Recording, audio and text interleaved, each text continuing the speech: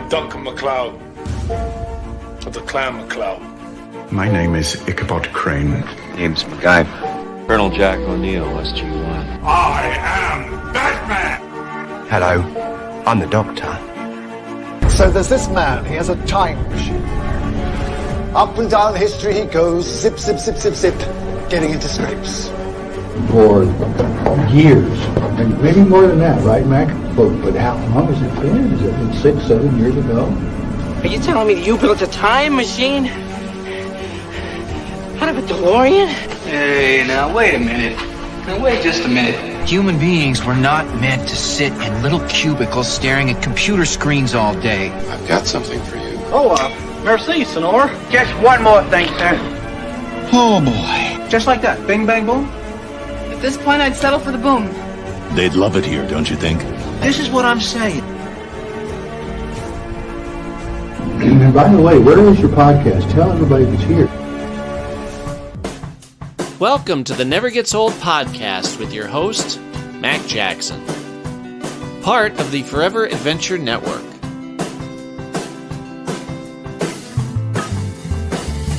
Alone again, alone again. His stories were like us, a beginning and an end, alone again.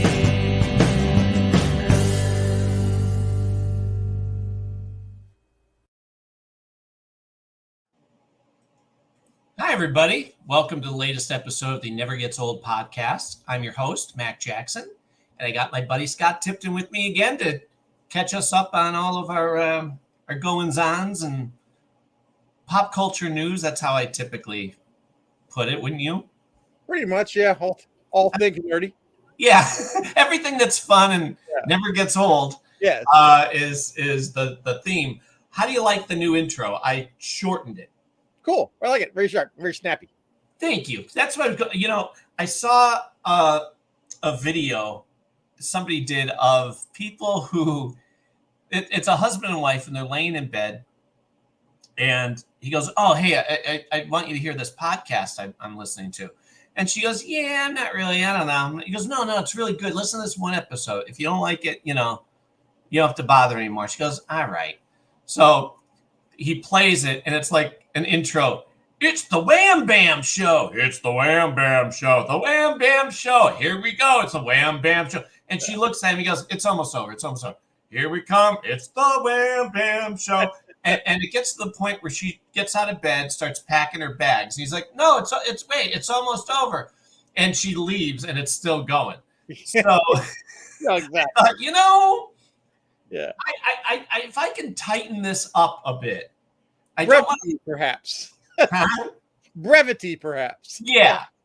I mean, just in and out, you get the idea of what it's about. And also, like clips of, I wasn't ever going to lose the clips of Mike Nesmith talking to me through his, or talking about me through his video. So I'm like, yeah, that stays.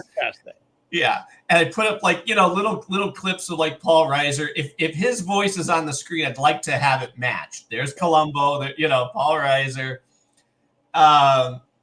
But then, I thought, all right, let's shorten that a bit and get into the fun stuff because I can't expect people to be like, eventually we're going to get there. Yeah. Also, for you, I figured you'd appreciate the shirt. Ah, very nice. My son got it for me, animal. He said, Dad doesn't have an animal shirt. So for one of the holidays, I think it was Christmas, he got it for, or my birthday, he got it for me. Can't get wrong in Muppet stuff.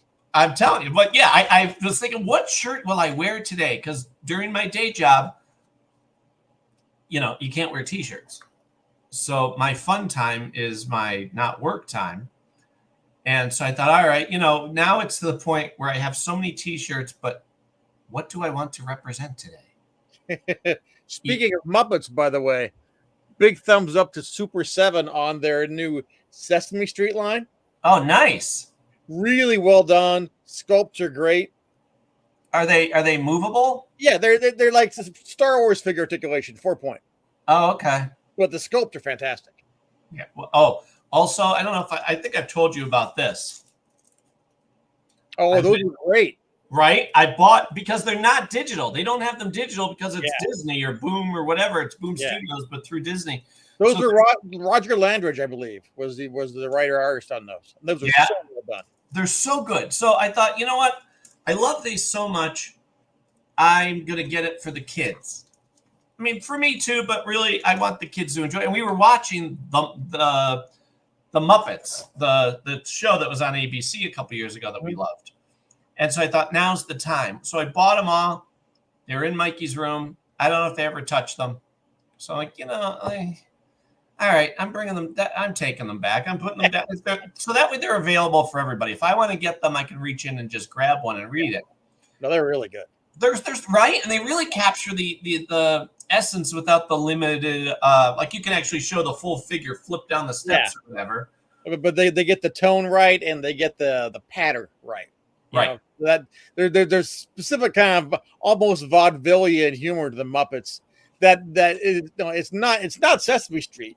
I mean, it can be wickedly funny in places, but there's that kind of old style snappy pattern to it, and not everybody can do that in comics. Right.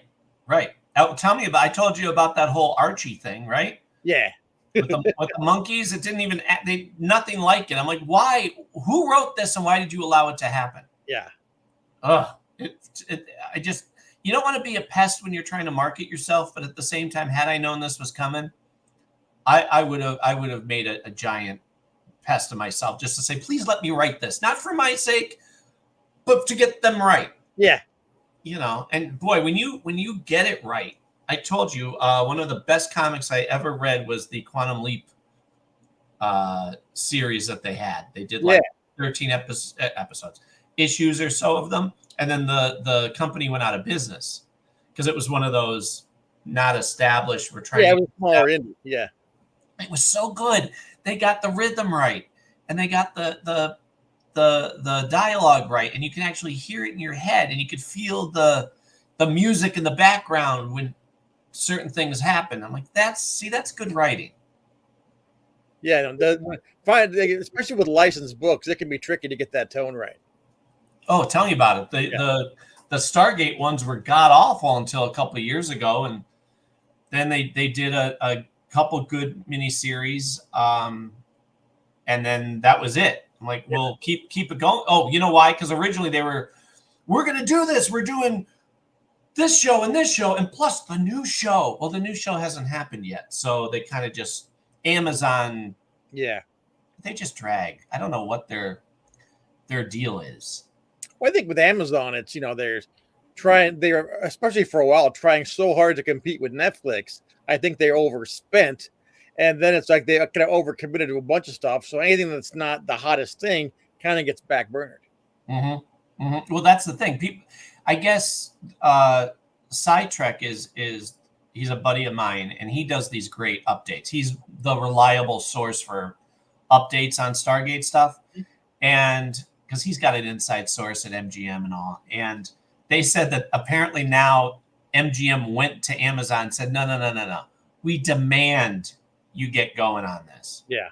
We've set everything up for you. This should have been out last year. And you people are the pandemic set us back. That's been over now. Let's get going. Let's get to work. Right. Yeah. Also, I don't know how much of the background you can see of The Office now. I'm trying to I'm trying to see how I can figure this out. I'm trying to update it. I when I have downtime, I've been looking just for fun ever since we were house shopping years ago. You get that explorer party that goes, what's inside that house? I want to see the layout of that. So I'd look at that locally and play the dream of what if. What if we had $1 million and we could buy another house? What would we do? What would be good, and what would we do with the space? Well, I'd look at some of these and go, okay, that's their office. Oh, that's nice. They have a cushion in there. They have like a couch against the wall, and yeah, see, I wish I had that. And then it dawned on me, I'm like, this is my office. I can't have that. Because you know what it's been? It's been the computer room / put the children's games on the shelf kind of thing. And if you see, I have this door here that goes into the hallway, which we just kind of closed off. We don't need it. We already have a door on this side. I said last night to Cindy, brilliant idea. What if, because that's kind of dead space, what if we got a cushy chair and made this more like a place you'd want to hang out as opposed to a place where I have to do stuff? So we're now online, like looking, okay, what's a comfy, reasonably priced chair that we could put in there? So, it's coming along, but it dawned on me, I have a room. Yeah. Well, that was the big step when I took my spare bedroom, and no, this is now the library. Right. So, then you commit to it. Now the shelves start coming in. Now the big overstuffed chair goes in there. So yeah, you just need to flick that switch in your head. No, this is the library now. But I remodeled everything. Like I brought down, not remodeled. That makes it sound like I tore something down. I brought down where is it on this side? All my superhero Funkos.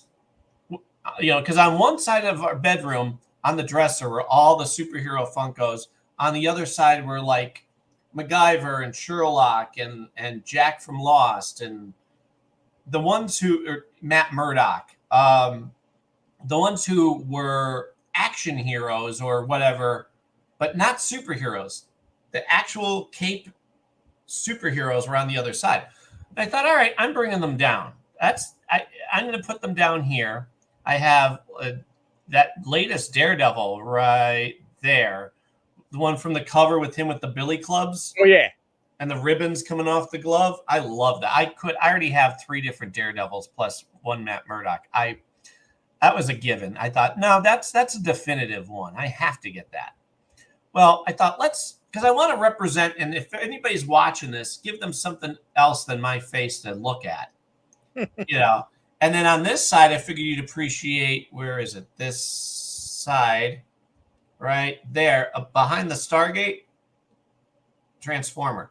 Oh, nice. Yeah, I thought, there. Scott will appreciate that because it's kind of the size that he would be to a Stargate. Yeah, there you go. You know what I mean? It kind of looks cool. And behind me is the musket Cindy got me.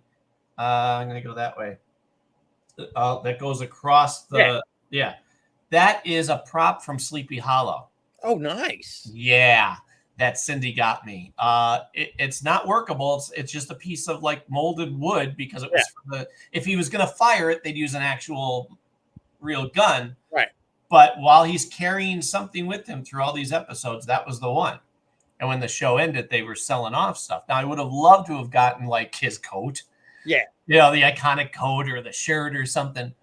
But that's not bad. I'll take the gun. Yeah. That's not a bad. But again, as you know, I have to be frugal.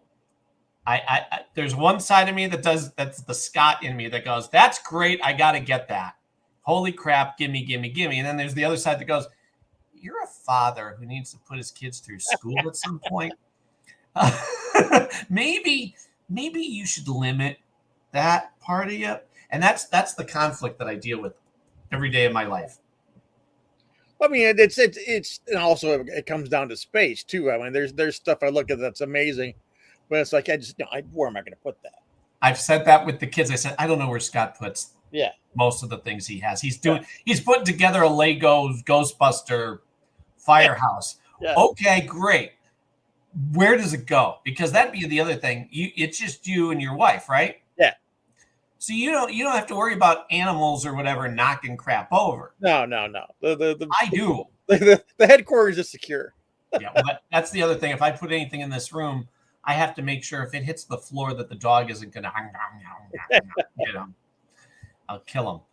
But we got lots to catch up on. I'm trying to think of some other. I mean, I know we have our list, and you could feel free to work off that list. But I think we'll start with the biggest thing of the summer. We haven't talked about it all yet. Is Deadpool Wolverine. I've heard of it. Actually, let me see. Did I put here? I put this, made that for our little ad. Yeah.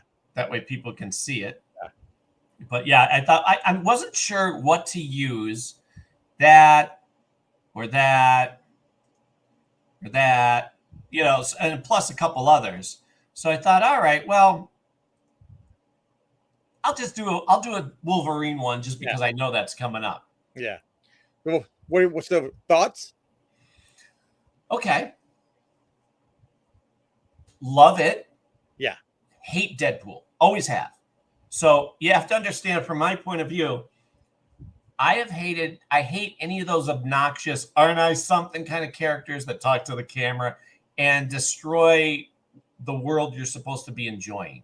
Like, I don't like that. That's not my humor. It's not my thing. Plus, a character, much like Wolverine, who they write to be too powerful. You can't kill him. You just can't. Well, then as a writer and a reader, you need to have that factor. So I've always hated Deadpool. However, Ryan Reynolds is the perfect choice to be Deadpool. And I love the way he has been at the forefront of making sure all of those movies happen. Yeah. Even like in the beginning when he dropped we're not making Deadpool. Really? I'm dropping this 2-minute clip. I don't know how this happened. That was brilliant. Yeah. That was great. Like, and it showed, like, wait a minute, you guys actually got the eyes to do the thing, and he's wearing the glass. So why would you not put this out just for that fact alone? Yeah. And so I loved that. Because I was never a fan of Deadpool in the comics, right? But in the films, it's its own thing, and it's such a pure comedy kind of approach that I think it works as a standalone. And I thought what this movie did surprisingly well is keep all of that, and yet by introducing Wolverine to it, actually gave it kind of like more of the stuff that you were lamenting is not there. Right. I was not expecting Hugh Jackman to have the kind of monologues he did in this film that were actually really emotional performances and really strong. Yeah. And actually, like, when you talk about how the problem is you can't kill him, there's that moment when they're having the argument in the car where Logan brings that up, that the only real joke here is that you can't die and you deserve to more than anybody, and it's just wow. And they tackled that stuff while still keeping the humor strong, and then just going full on. I don't think anybody expected this movie to be as much as a love letter to the Fox Marvel movies as it was. Right. And that's what he said. He goes, "This, as much as we're happy to be part of Marvel, this movie was about saying thank you to Fox." Which I was not expecting. Yeah. I thought we'd be seeing some cameos for the sake of cameos. I didn't think it was actually going to have the weight that it did. And the montage during the end credits. Oh, that was great. And just seeing that batch of characters, both the ones that started all and the ones we never got to see. I'm ready for a Channing Tatum Gambit movie now. Really? Oh yeah, I'm on board. Whoa. I mean, again, he's a character in the comics, in a cartoon I never cared about. Right. So kind of like Deadpool, when you see somebody like Tatum, who clearly that's his character, he wants it bad. He wants it bad. That costume was perfect. The costume was perfect. I don't think he has the build for it though. Yeah. You know what I mean? Like he's not tall and lanky. Yeah. He's big and bulky, But for what it was, I was glad they did it for his sake. Yeah. Yeah. And also we got to see Gambit. Yeah. And I never thought we'd see Blade back. What about that? They were showing a clip of somebody thought it was the actor from the TV show Blade, and they were saying, yeah, they're having Blade in it, but it's funny because Ryan Reynolds isn't going to have him in it. They're going to have the TV version because Snipes hates Ryan Reynolds so much. Yeah. And sure enough, holy crap, no, it was him. Yeah, it turns out not so much. And I love that. I mean, I'm afraid Ryan Reynolds is going to trip on a banana soon, and we're going to find out some stuff that's less than great about him. But in the meantime, because that's just what reporters do. They look for the crap. Yeah. So like poor Ben Affleck and yeah, Like, leave them alone. Yeah, It sucks for them. Leave them alone. But in the meantime, Ryan Reynolds has been really an impressive human being, and I support like anything he's been tweeting hasn't been look at us. It's been pointing to everybody else on the cast and crew. Yeah, that's how you stay a good person despite fame. Yeah, I was impressed by the fact that because people love the Logan film. No, the last one. I hated it. I still haven't watched it yet. I keep meaning to because mostly I just I know it's going to be a bummer, and I don't need a really sad X-Men movie. Right. But it didn't undo the movie. No. That's the great thing about multiverse. You can do different versions, and the fact that they gave Logan a reason to wear the suit, I thought that was really interesting, and that was well done. And then, I mean, I don't know when you saw it. I was only because I didn't get to see it for like 2 weeks because I was off of my convention tour, but so it was only like maybe a third crowded in the theater when he pulls the mask up. Oh, people lost their minds. Yep. Yeah, like, all right, it's about time. Okay. Yeah, and he looked so cool. Why not? Excellent. You should have done it years ago. Right. Well, hopefully anything forward they will, because now Hollywood seems to understand, oh, we can do the glass over the eyes, and it doesn't affect anything. Yeah. Batman, do it. Yes. Like, let's do this. Come on. That's how you do it. And by the way, Deadpool and Spider-Man have shown us you can actually, I don't care if it's computer generated or what, but you could be expressive in the brow. Great, do it, because transition. Here we go. We'll come back. The Thing. The picture that they showed of the Thing with the guy putting the mask on. Yeah. That's brilliant because, one, it's a reference. Two, they don't have to do as much CGI work over here. Yeah. If they just do the facial expressions, you're golden. Yeah. And I'm sure that they'll be doing CGI on it for the actual acting and that. But we're finally getting the proper Kirby brow. Mm-hmm. No one's ever done properly. Right. And like I said, if he turns his head and you're getting the backside of him, they could let that be practical. It's only here that you need to really worry about. So that saves the money and time. Yeah, that would they kind of like they started doing that with Paul Bettany with the Vision, where he's in full makeup, but then they also lay in a lot of CGI layers over it. Mm-hmm. But yeah, I was just so pleased to see a classic looking Kirby / Byrne Thing. Yeah. I'm really so psyched for that one. I'll say what I always say. Despite the criticisms that we addressed on a previous episode, Marvel can still do no wrong. They may have done unnecessary stuff, like Secret Invasion didn't do anything for me. Yeah. It was kind of pointless. I couldn't quite follow. Everybody's green and pointy-eared, whatever. But I'd rather have stuff that is light and fluff than there's been nothing that's been bad. Yeah. It just, you know what I mean? Some things aren't necessary, but I'm glad to have it. Yeah, Marvel, keep going. Yeah, there's stuff that didn't land for me, but I mean, I can put that track record against any other studio for that many movies. How many misses did you have? I would rather have the abundance of okay than a lack of stuff. Like, we always say we should have had more Indiana Jones movies, more Ghostbuster movies. I would love to have had a bowl full of that and be able to go, all right, this one I like better than that one. This one, instead we go, well, here's what we have. Love it. Because that's all you're getting. Speaking of the FF, did you spot the Fantasticar in I saw the video of during the convention. In Deadpool Wolverine. Yes. Yeah, in the no man land thing. They're driving around in the flying bathtub. And I thought of you too when I saw it because I know you love that crap. Yeah. I'm like, yep, that's for Scott right there. Oh, that was fantastic. And great, do it. That's why not? Yeah. They can write it where it makes sense, and then they can move on if they want to. But let's have some fun. Like this Deadpool Wolverine movie. I saw it with Mikey because we didn't know how bad it was going to be, so we didn't want to subject the girls to it. Yeah. And then the next day, Everly comes down to me and says, okay, so Betsy Sue wants to go see it with her parents, and she wanted to know if I want to go. It's probably a no, though, right? Well, I'd already seen it. So I said, no, you can see it. Just, she's not, I don't want them to see nudity, and I don't want them to hear anything god-awful, crass, vulgar. Yeah. But they can hear the F word. It's not going to affect them. It's the world. Unfortunately, it's the world we live in, and it's more of a strength of their character that it's not going to affect them. So I said, go ahead. Well, my rule always is, if it's funny, it's okay.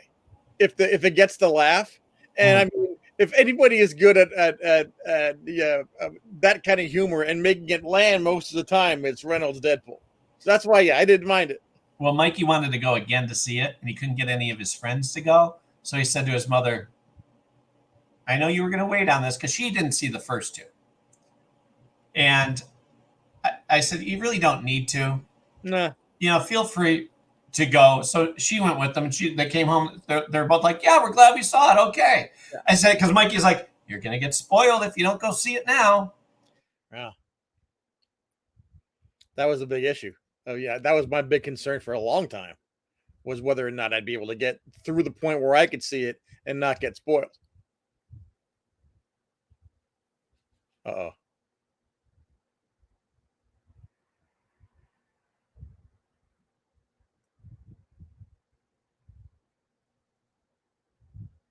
Got a freeze on your end.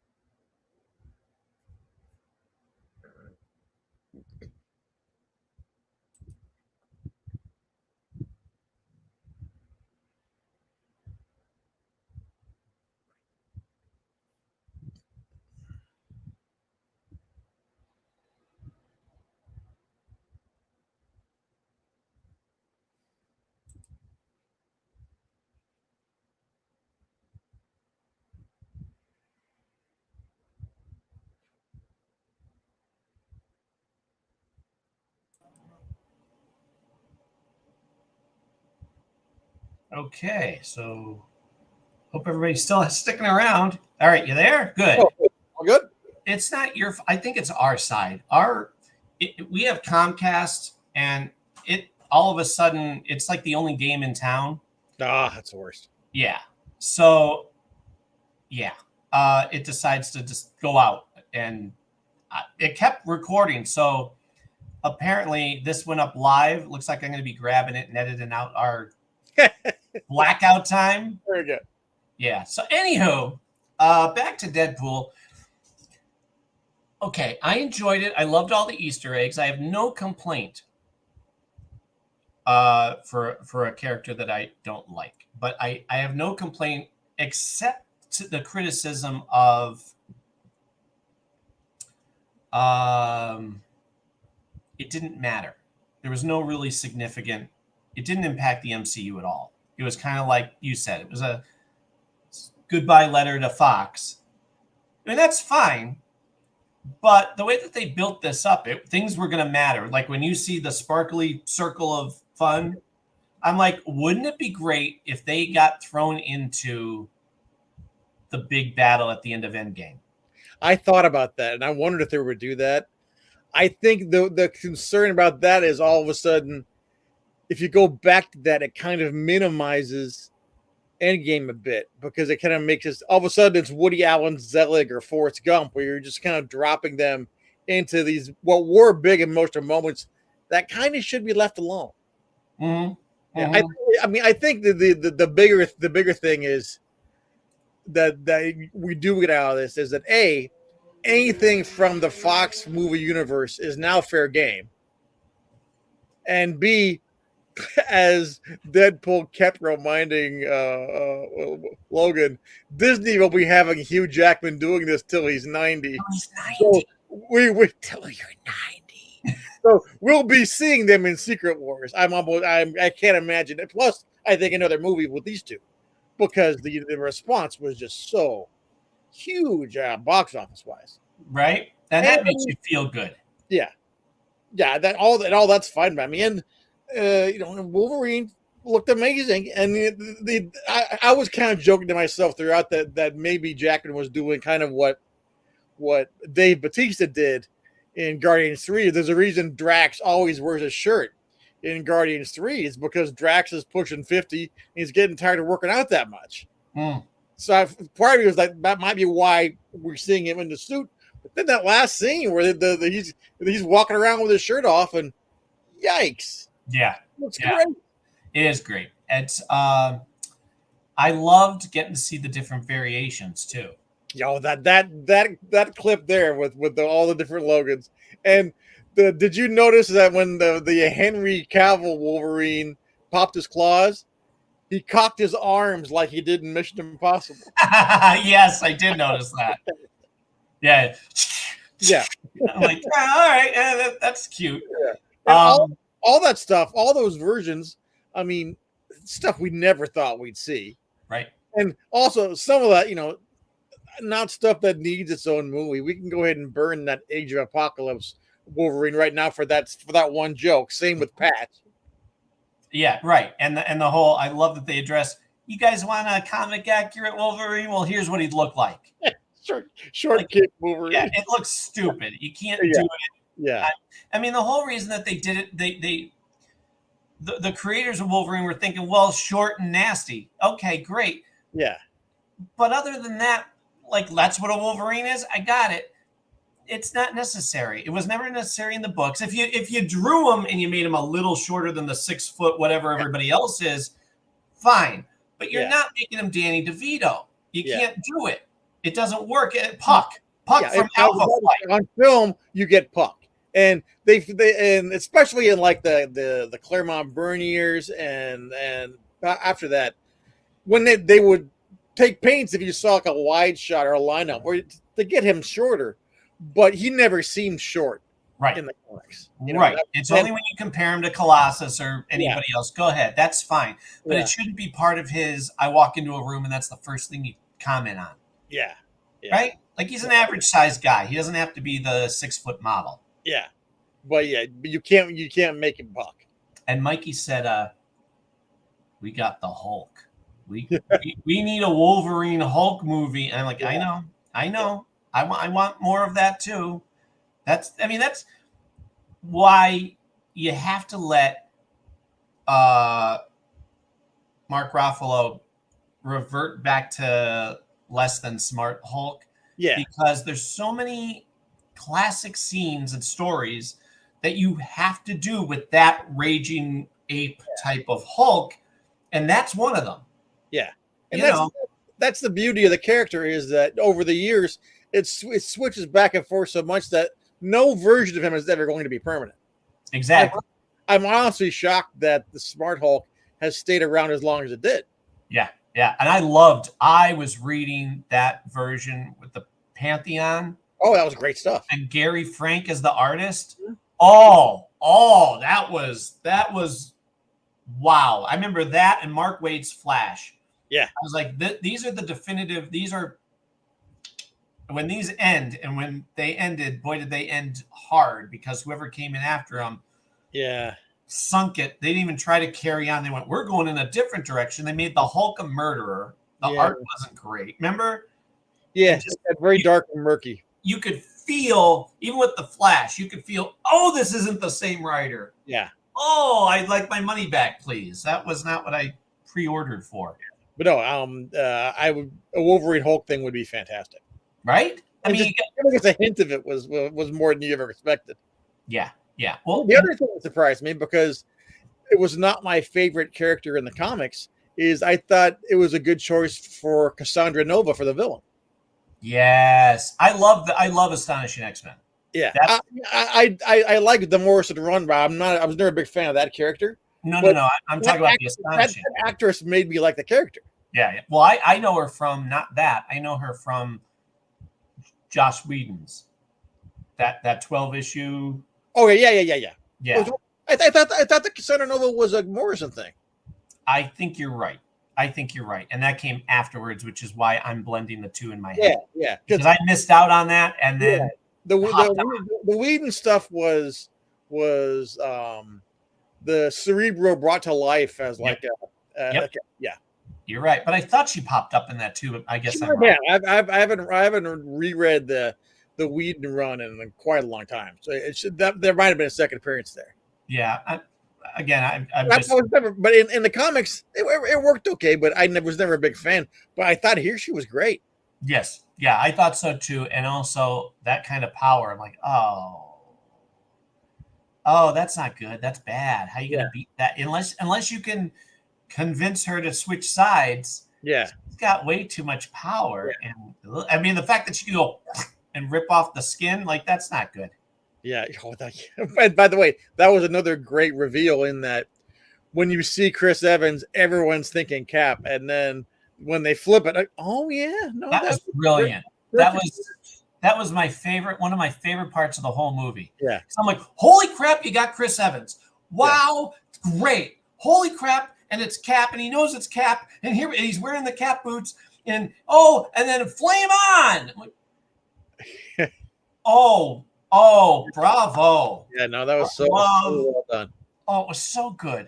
And the fact that they had like Elektra in there kicking butt and like beautiful. I saw the storyboard or at least the mock-up where they were going to have Ghost Rider in it and Ben Affleck Daredevil. Both of which would have been cool. I would have loved it. I really wish it would have been Ghost Rider. I think Ghost Rider would have been fantastic. I would want both of them, but here's the thing, though. Here's why I don't think they did it. Do you really see Daredevil too? Quite frankly, I think Daredevil would have led the group, but the Resistance.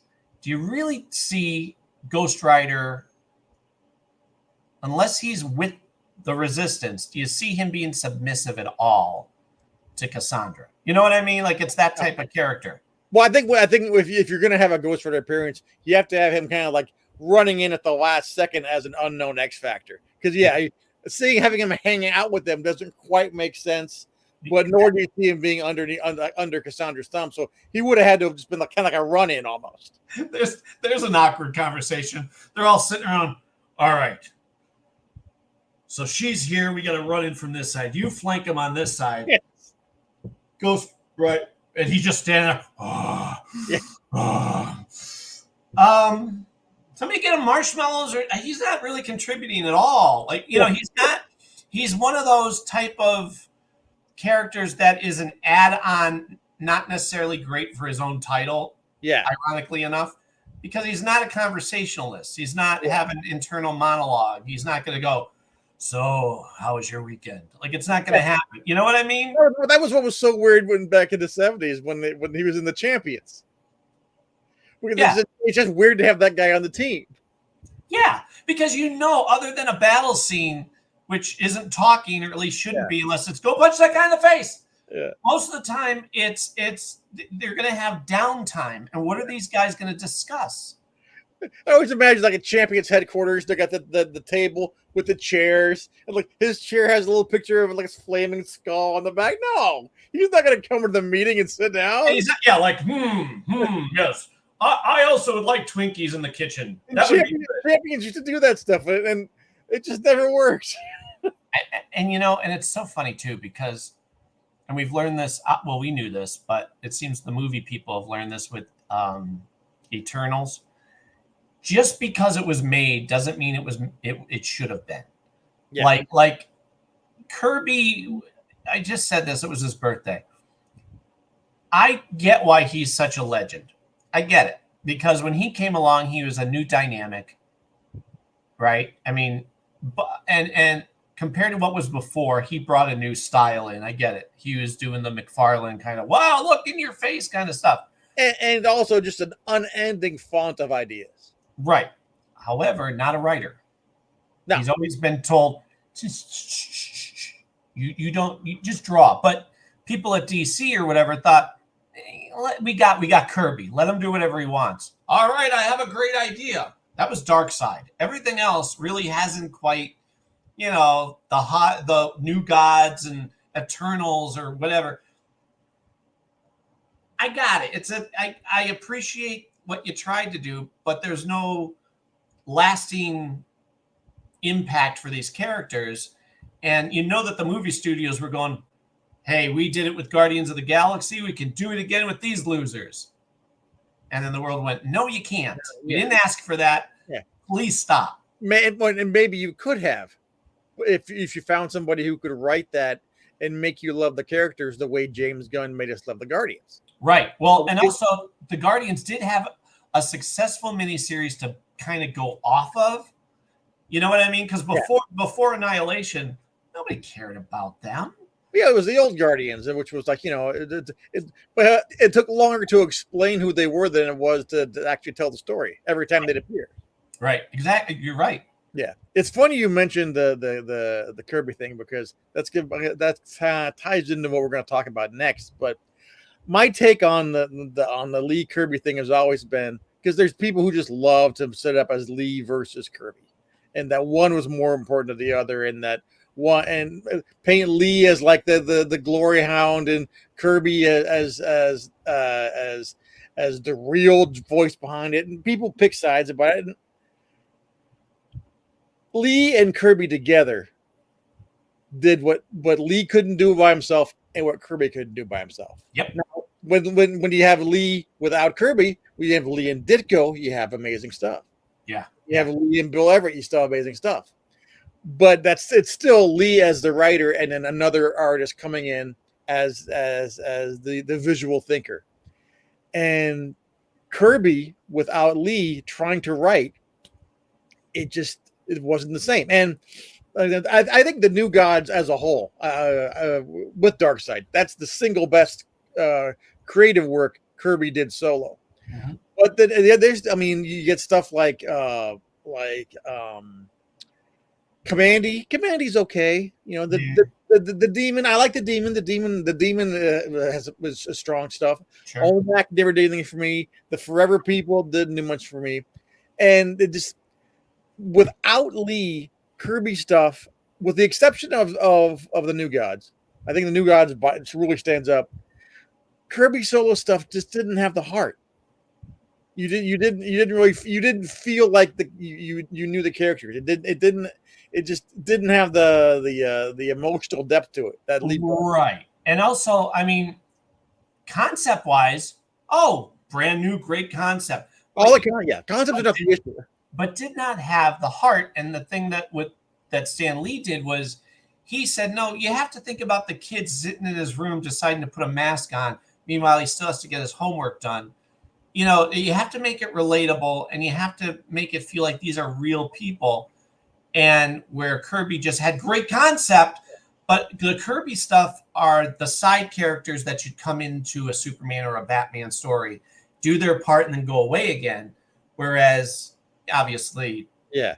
Well, Lee had that amazing ability to make you care about the characters through dialogue. Mm-hmm. And Kirby's dialogue is just, I mean, I forget who it was who described it first. Kirby's dialogue solo as a scripter, it's like word jazz. I mean, it sounds like dialogue. It sounds like, it looks like something somebody would say, but nobody would ever say it. Yeah, yeah. And even when Kirby returned to Marvel, that's when you got like the Eternals, which I've tried to get into over and over again over the years. Right. The Kirby Eternals comics, and there's too many characters, and I never clicked into it. Yeah. Now Kirby's Return also gave us the absolutely insane 1970s Captain America run, where he's both writer and artist and editor on it, and those comics are insane. Those are great. Cap's run around the swamp, and he's dealing with South American dictators, and then Hitler's brain shows up. Oh, that if you're looking for fun 70s comics and your back issues, find this solo Kirby run from the 70s. Really? It's great stuff. Well, I've been reading, between my runs of catching up on books, I'll jump into like a random Black Panther, because a couple of years ago they were giving away volumes and volumes on Comixology for free. And I'm like, yoink, yoink, yoink, yoink, yoink, yoink, yoink. Everything I can possibly get, I'm going to get, because, all right, I'm not getting to them now, but I know I'm going to soon. And Kirby drawing that, or I don't know who the writer was, but it's like the very early, the first Black Panther stuff. And, it's got its charm, but I'm like, well, for what it is, think of the time. It's, it's like what we were saying about the Star Wars and Indiana Jones stuff. They didn't know what they were working with. So You kind of enjoy the naivete of that whole darn thing. Yeah. That's kind of how I look at those things. But, Kirby, and I would never belittle his contributions, but now people have come along that I think have done it, not writing or whatever, or creating, but drawing has been much crisper. You know what I mean? Like for me, it doesn't hold up like I wish it would, the way everybody goes on about it. Well, I think the stuff, I mean, the Kirby stuff can seem kind of both crude and also overly exaggerated compared to the art today. But the one thing, and this is what people kind of get distracted by the exaggeration, is that when it comes to storytelling, Kirby is kind of unmatched in terms of just actually panel to panel telling that story, moving it along. Nobody's better. And also look at what he was given. Stan Lee going, all right, here's kind of what I want. I want it to start here. I want it to end there. Go. Yeah. All right. So he knows, all right, 5 panels. He has to punch this guy in the face and cross the room. Okay. And then goes from there. Famously, I remember somebody talking about watching Kirby work, and he would like start at the top left corner of a page, and just there were no layouts because the layouts were in his head. Sure. So you just start boom, and it's page a day. Mm-hmm. Oftentimes 2, even 3 pages a day. Sure. Insane the amount of work that guy could do. And when he moved to DC, he was doing like 2 books a month. Yeah. Right. And that's, you ever see what his drawing table looks like today? Oh, yeah. Yeah. His grandson has like a little memorial of it in a corner with a hammer and a shield. Yeah. And I'm like, they even said, it smells like 100 years of cigars. Yeah. I think that thing was in the basement for 20 years out here in LA, and 40 years before that in New York. Yeah. And it was in the basement. Like that's where he worked, in the basement. Yeah. But you know what? As much as he was a rough guy, I think I would have loved him. I think he was honest and good, He didn't take crap from people, and he was a hard-working son of a bee. How do you not love that? I only met him once, but he was a great guy. He was Right.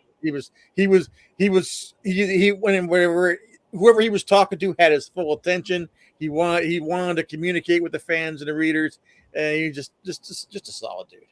And once in a while, I'll listen to that radio interview between him and Stan Lee in, like, I guess it was the 70s. Yeah. Where they go, hey, we have a surprise guest, Mr. Kirby popped on. Yeah. And to hear them politely argue, I don't know, I did a lot. Yeah, but you didn't do it all, Stan. Well, no, but I did come up with the idea. No, you didn't, Stan. And like, yeah, it's so tense. I know. Right? Because you could feel it. Yeah. And did you watch that special on Stan Lee that was on the 616 or what was it, 616? It's on the Disney Channel. I haven't watched it yet. Watch it. Is it because they did some are better than others. It's like a 5 or a 6 part. All right, we're gonna deal with Dan Slott on this one, and he writes in the Marvel way, which I hope isn't true because it didn't make him look great. The Marvel method. Yeah. And then they do this great one about Miss Marvel and the creation of her and how impressive the writer-creator was. And it really makes you feel, it's basically a yay for women kind of thing without being preachy. Charming as can be. Well, they do one. The first one is about the Japanese Spider-Man show, which is interesting, but not my favorite because it kind of goes on. You're like, all right, if I was into this, this is fascinating to find out. But they do one on Stan Lee. And it's great because they're very fair. And they show him talk about it. He goes, all right, I got a little carried away in the 70s there with my own bull crap. But he called it out. Like, he goes, all right, yeah, I know. I wasn't trying to be an a-hole, but clearly I was. Excelsior. But they do this thing, and they animate a lot of it for when he's telling stories. So that way you have something to look at. And they talk about the last time that he saw Kirby. And they were at a party, and he was eating something, and he comes up to shake his hand, and Stan had food on his hand or something and couldn't shake his hand at the time. And then somebody got their attention, so they got sidetracked, and he never went back. And he's like, oh, I guess he doesn't want to even shake my hand. All right. And you're like, no. Yeah. No, that's not what happened. Yeah, I think that famously happened at San Diego. Yeah, you're probably right. Yeah, and unfortunately, toward the end of Kirby's life, I think there were people in his life who had an investment in making his relationship with Stan and with Marvel more adversarial than it needed to be. Sure. And so I do think if the two of them could have gotten in a room at some point, I think it could have been much more handled in a much more friendly way. And I think there would have been a kind of a rapprochement between the two. But I think at the time forces were kind of working against them. Agreed. Well, and it's the same thing Stan dealt with the last few years of his life where he was being manipulated. Yes. I think Mike Nesmith sadly went through something similar to that. Yeah. Where there were people that he's just trying to get along and do his thing, and the people who are supposed to be assisting him are blocking other people from getting near him that he wanted to. I'm one, for example. He was supposed to be on this podcast, and his people said, no, he's not interested. I'm like, I'm talking to him now. He's saying he is. Get out of my way so he can be on. And, I'm trying to go through the proper channels and be respectful as opposed to just reaching directly to him. And I thought, you people are just ruining his good time. And now that he's gone, his whole Video Ranch stuff that was all available, they shut it all down. They took all his videos off YouTube. Like, why would you do that? It cost you nothing. Yeah. How does that help his legacy? How does that, you can't monetize it. It's better to leave it out there so people remember who he was. Right. And they can actually go and buy the album if you advertise it on YouTube. Yeah. You idiots. I mean, I saw they were selling the Video Ranch Studios. which is where he created that whole "I'm talking to you live, even though you're an icon" thing. Mm-hmm. Well, he created that whole live video performance while your little avatar walks around in front of the stage, and they see what you're saying and they can immediately respond to what you just typed. That was all him. He didn't brag about it. He didn't say, I did this. You had to find out if you were lucky enough to follow it. And gone. That studio, gone. Nobody bothered to pick it up and keep it going. That's so frustrating. Right? Yeah. So, yeah, I mean, we know Stan had, there's that horrible video right towards the end of his life where they just keep sliding stuff in front of him and he has to just keep signing it. Well, that's not what he was about. He wanted to talk to people. Yeah. Oh, just let the guy live and be happy. Yeah. I mean, he's gone now, but that's always what I said was just leave him alone. Yeah, because that wasn't the Stan you saw for years before that, where he enjoyed doing signings, he enjoyed meeting the people. And they always said he'd put his hand on you and make sure that you knew that he appreciated you, and that's what life's about. Yeah, but everybody's like, yeah, no, exactly. One of my first years at San Diego, I met Stan, and I was in line to get signatures, and everyone else had like the newest Marvel stuff to get signed, and I brought out my old beat up copy of Origins of Marvel Comics. Mm-hmm. It was like the cover is scotch taped together. It's the one I'd been reading every day since I was like 5. Mm-hmm. And he was like, "Look at this!" He like stands up and he shows the crowd, "This is the kind of book I love to sign." It was so great. What did before I forget? What do you think of what you've seen so far of this? Oh, this just from, you mean the filming stuff from Gunn's movie? Yeah. I mean, I'm not seeing anything I don't like. It looks great. It looks colorful.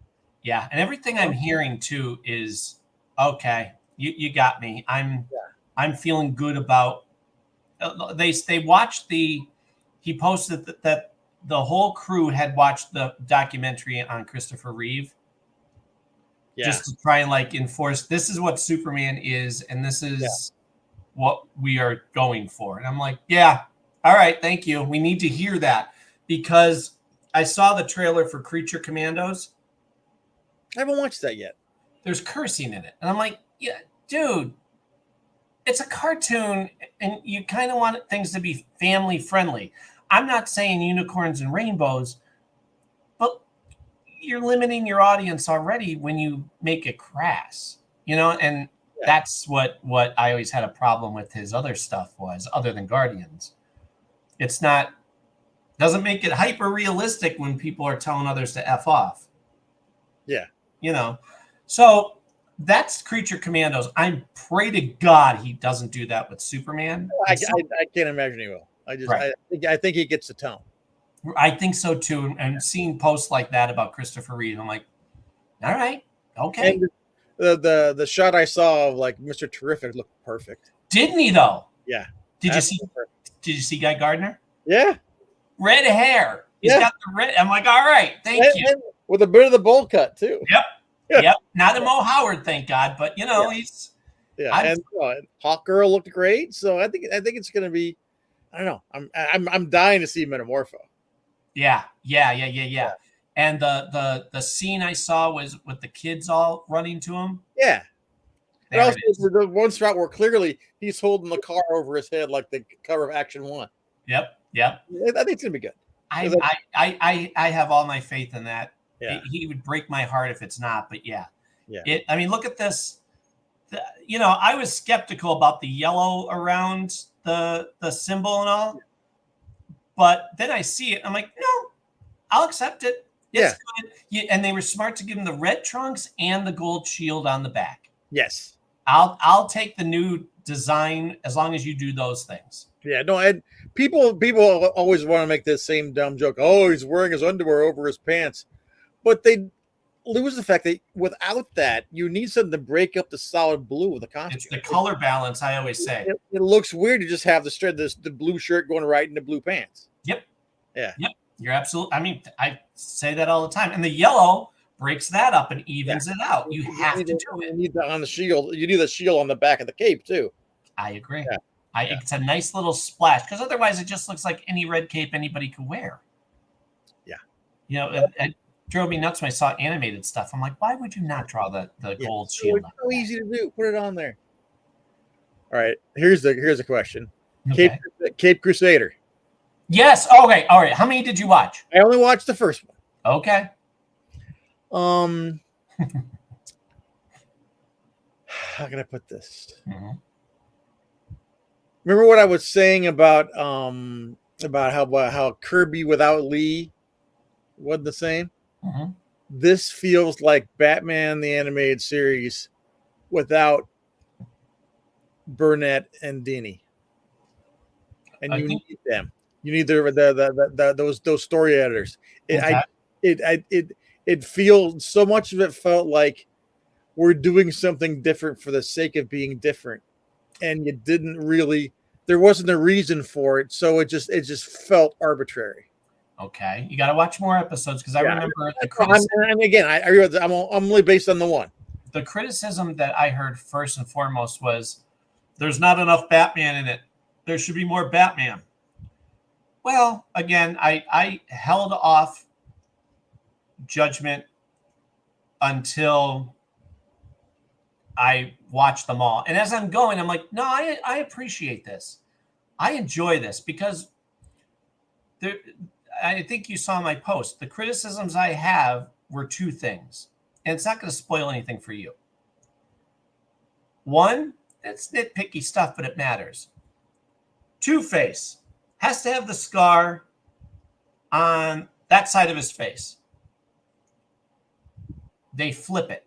Just for the sake of being different. Well, yeah, don't do that. Now, and not only that, it's off-putting because your eyes know. I use the example, speaking of Mike Nesmith. Mike Nesmith's swoop has to go a very particular way with his hair. So when you see pictures of the monkeys, when nobody cared to notice that the picture was flipped, it scratches you in the eye because you're like, no, his swoop goes the opposite way. And it's horrible and it's very noticeable. And some people online were like, I don't mind it. I didn't notice it. I'm like, then you have no artistic eye. You understand left and right. Well, your eyes know that too.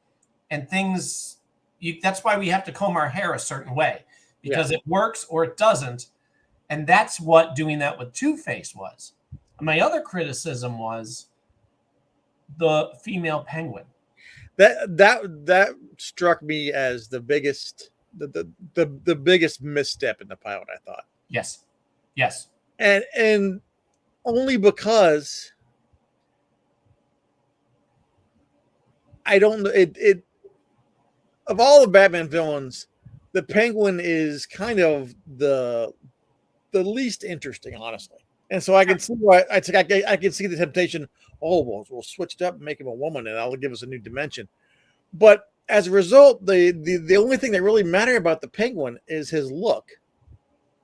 And if you have him as Ethel Merman, you basically lose what there is about the character. I didn't see what we gained it from it. Right. Well, okay. So I was curious as to why they would make such a stupid choice because the story didn't need it.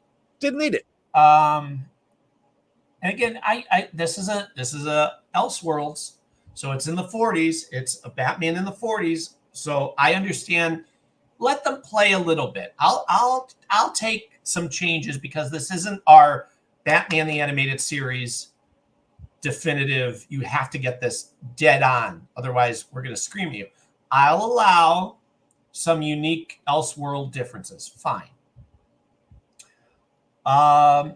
Bruce Timm, I read where he said the reason he made Penguin a female was because Batman doesn't have enough interesting female villains. What the heck are you talking about? He's got the best rogues gallery of them all. Yeah. And he, of all people, should understand that he made less known villains become iconic villains by the way he wrote them. Yeah. So if you want more female villains, either dip into the bag of toys and pick another female villain, or create one. Here's it, and it's that's exactly. I mean, beside the fact that the thanks to that original Batman animated series team, you have Harley Quinn, arguably the most important character they've added in the last 30 years. But then you have your Poison Ivy and you have Talia. But then what did they do on that series? They created really powerful new villains. They created Roxy Rocket. They love Roxy Rocket. Lock up. Amazing. And they created. I thought Baby Doll, especially in the first appearance, Baby Doll is just heartbreaking. Right. So you can create new villains and they can be good. Don't take one of your core villains and just kind of like hobble it like they did. Right. Because there was nothing in that story that required Oswalda Cobblepot. Oh God. I got it with the kids backstabbing, blah blah blah blah blah blah blah. You could have done that with a male penguin. You could have done that with a father and the two kids. That could be done. I agree. It was a stupid decision. And there's no one has ever in the history of ever been named Oswalda. So it just takes me out of it.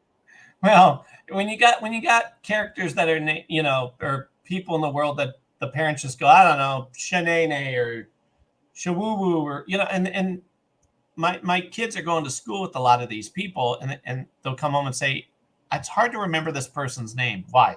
Because it's Click Clack the Klook Klook. Are they from a different country? No, they're Irish. Well, what the heck? You're messing up these kids. So I will still put all the money in my pocket against all the money in your pocket that no one's named Oswalda. Right. I agree. I agree completely. Or guess maybe this will make it happen. Yeah. And also, by the way, I mean, again, we are nitpicking, but this is the problem. And this is where I think, to go back to what I was saying before, not having as strong a bench on that writing staff makes a difference. Mm-hmm, mm-hmm. There's stuff in the story that just doesn't make sense. Mm-hmm. So DAs DA, not DAs, but it'd be the defense attorneys, public defenders in Gotham carry guns. Right. What's Barbara doing pulling a gun? Well, you could say, well, she's the commissioner's daughter. He may have wanted her to have it. Well, yes, but it's I know. And also the idea of having Babs as a public defender, I'm not that crazy about. I hated it. I hated that, and the fact that it was very much like my adventures with Superman, where it's changing race just for the sake of look at us. Look at how we're progressive, huh? Everybody's now black or Asian. There's one white guy on Superman. I don't know if you've watched it. Yeah. My Adventures with Superman? I've watched a couple of them. Yeah. He's the only white guy. Yeah. I'm like, all right. I'm all for diversity, but now you're what do you call it? When they gaslighting? Is that the term I'm thinking? It's not quite gaslighting. It's the virtue. It's what? Virtue signaling. There, I'll go with that. Thank you. I love that.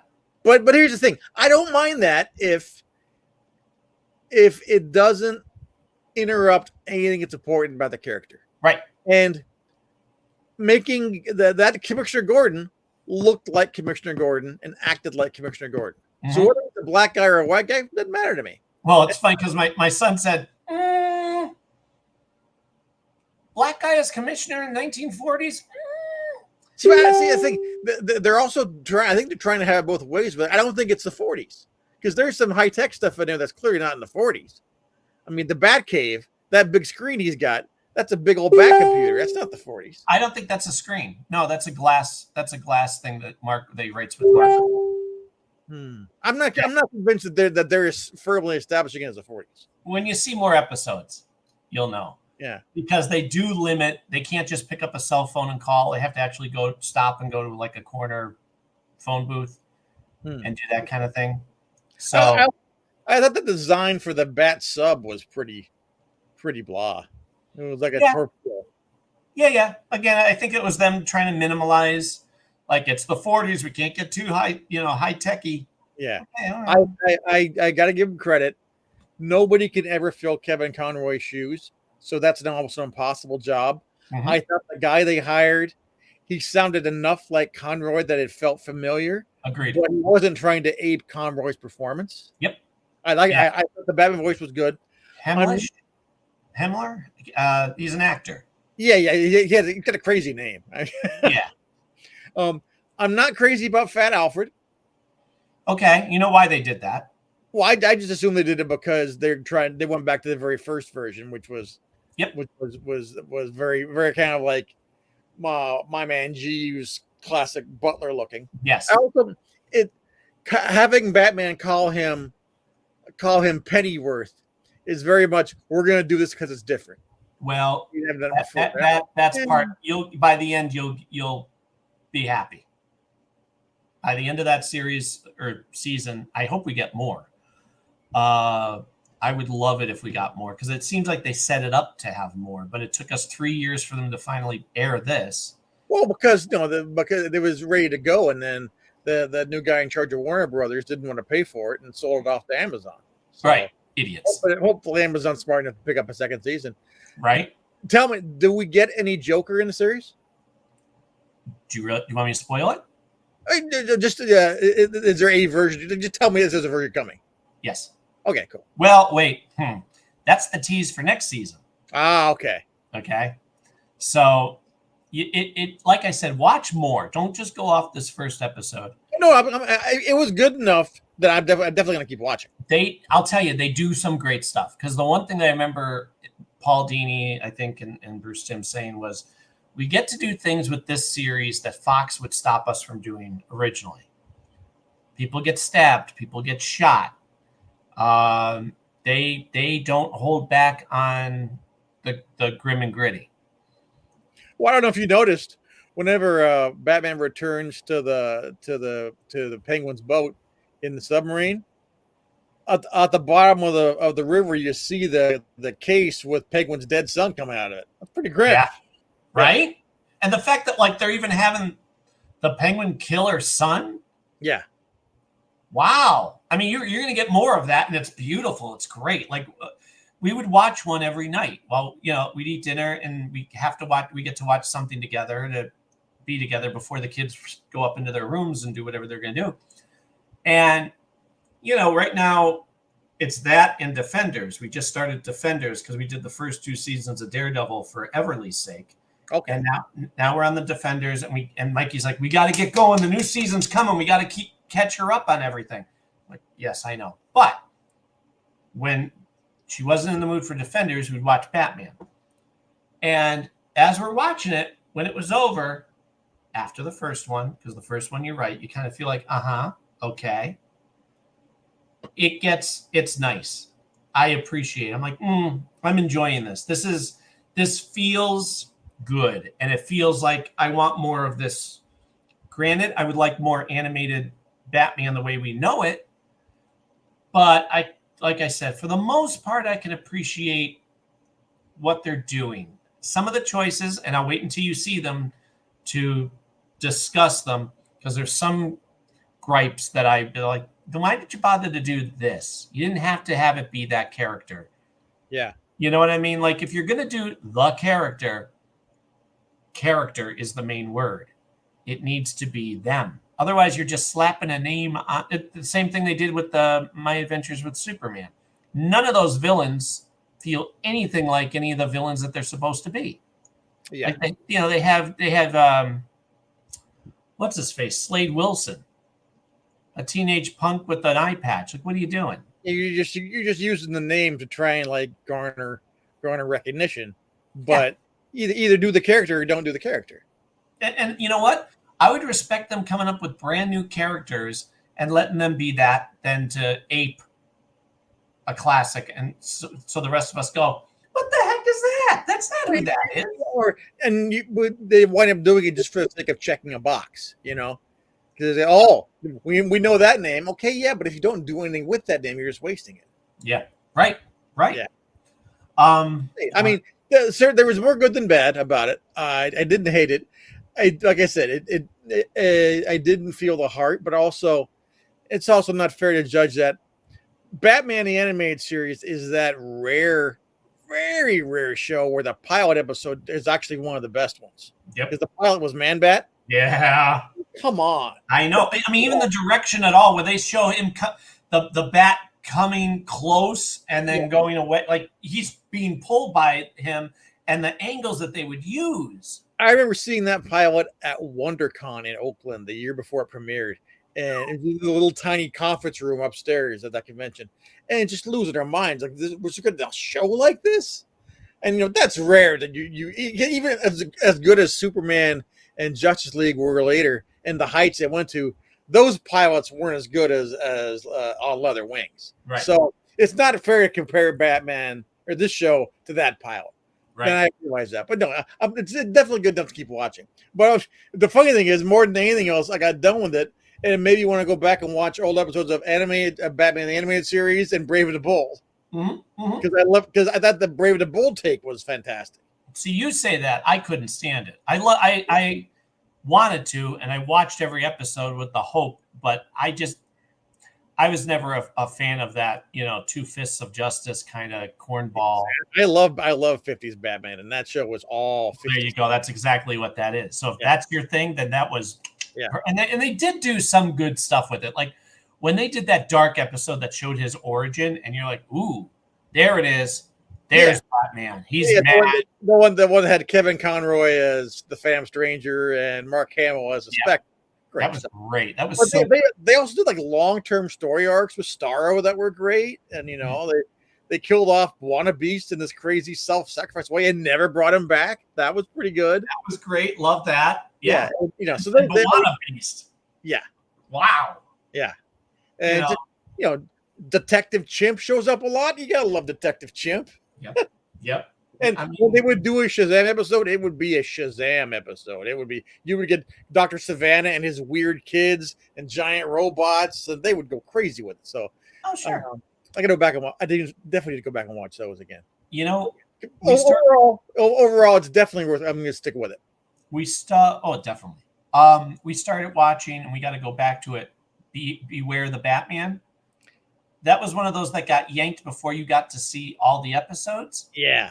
But when you see all the episodes, it's a brilliant arc. Like they actually tie everything together. Yeah, and that one, if I remember, leaned heavily on some of those weird Morrison Batman villains, like Mr. Pig and some others, which I think was a brave thing to do because, anytime you start a Batman show, everybody wants to go back and use the old Rogues Gallery, which was why I thought Brave and the Bold did well too, is they almost never used the main Rogues Gallery, or if they did, it would just be in cameo scenes. But they really went deep with their villains. Yeah, they I mean, I didn't like the fact that they made what's his face Anarchy. Anarchy looked like Moon Knight because they did them all in white. Yeah, no, I like that red costume. Yeah, without a doubt. But despite that, everything else, like the action was great, the stories were great and new, and they had Alfred be like a big, strong military man, and that was training them, and I liked that. And episode by episode, I loved it. But when I finally got to see all of the episodes, I went, man, because I remember when it came out, it was when The Dark Knight came out, and there was the shooting in the movie theater. And then they went, we got to change all the guns in the animated series. And now it's delayed. And they canceled it before it even came out. So you got maybe 5 episodes in that they bothered to show. And then one late night on Toonami, they're like, we're going to dump them all. So from 9 until 3 in the morning, you can watch them. Well, at the time, I'm like, record, because I'm never going to get them again. Well, now you can. But the season was 13 episodes? I think so. Okay. I think so. And the one I didn't like much at the time and I didn't give it a fair shot to, and then later I found out they did some innovative stuff, was that series The Batman, the one that came out after. Yeah. Oh, with the pointy chin. Yeah. First season, I gave it a try, didn't like it. Right. Later seasons, they go heavy into Justice League. Yep, I agree, and those were the great ones. Those were very good. Once Robin comes along, they get because now you're like, all right, you tried your little thing, nobody cared. Yeah. Now you understand to go back, and you can feel that shift. They brought in Batgirl, they had Robin, they made Robin fun, and then they started bringing the Justice League members. And they had. Do you ever see the one with Superman? Yeah, that's great because they flip it. They Mhm. flip it where it's Bruce saying, "You should probably join us. I don't need anybody. I'm Superman." That's that. I appreciated that take because usually it's the other way around. That's great. I loved it. I wish they used Superman more, quite frankly. Yeah. Especially when they did do the Justice League. Yeah. Why didn't you have Superman there? Yeah. I think it was Tim Daly, too, who did the voice. I think it was. Right? Because I felt good watching that again. I'm like, yeah. There's the chemistry that I like. Yeah. And then they one of the things that I'll never understand and never get over was how they canceled Justice League Action before it even began. Yeah. Right? And those are excellent. Those are like continuations of the Justice League that we love. Yeah. You got these quick little stories with all these great characters that maybe you didn't even care about, like the what was his name? Drove the space taxi? Yeah, Space Cabbie. Space Cabbie. Yeah. I never knew that character, cared about that character. You watch these, you're like, oh, all right, I kind of like that character. Space Cabbie never got that much love in the comics, by the way. Right? I mean, you would see him in Mystery in Space like every third issue or so, but man, he's in the opening credits for Justice League Action. Yeah. Give me that. And the fact that they had Mark Hamill be 4 characters in one episode. That was great. Yeah. Brilliant. I just saw last night that whole run is on Amazon Prime now.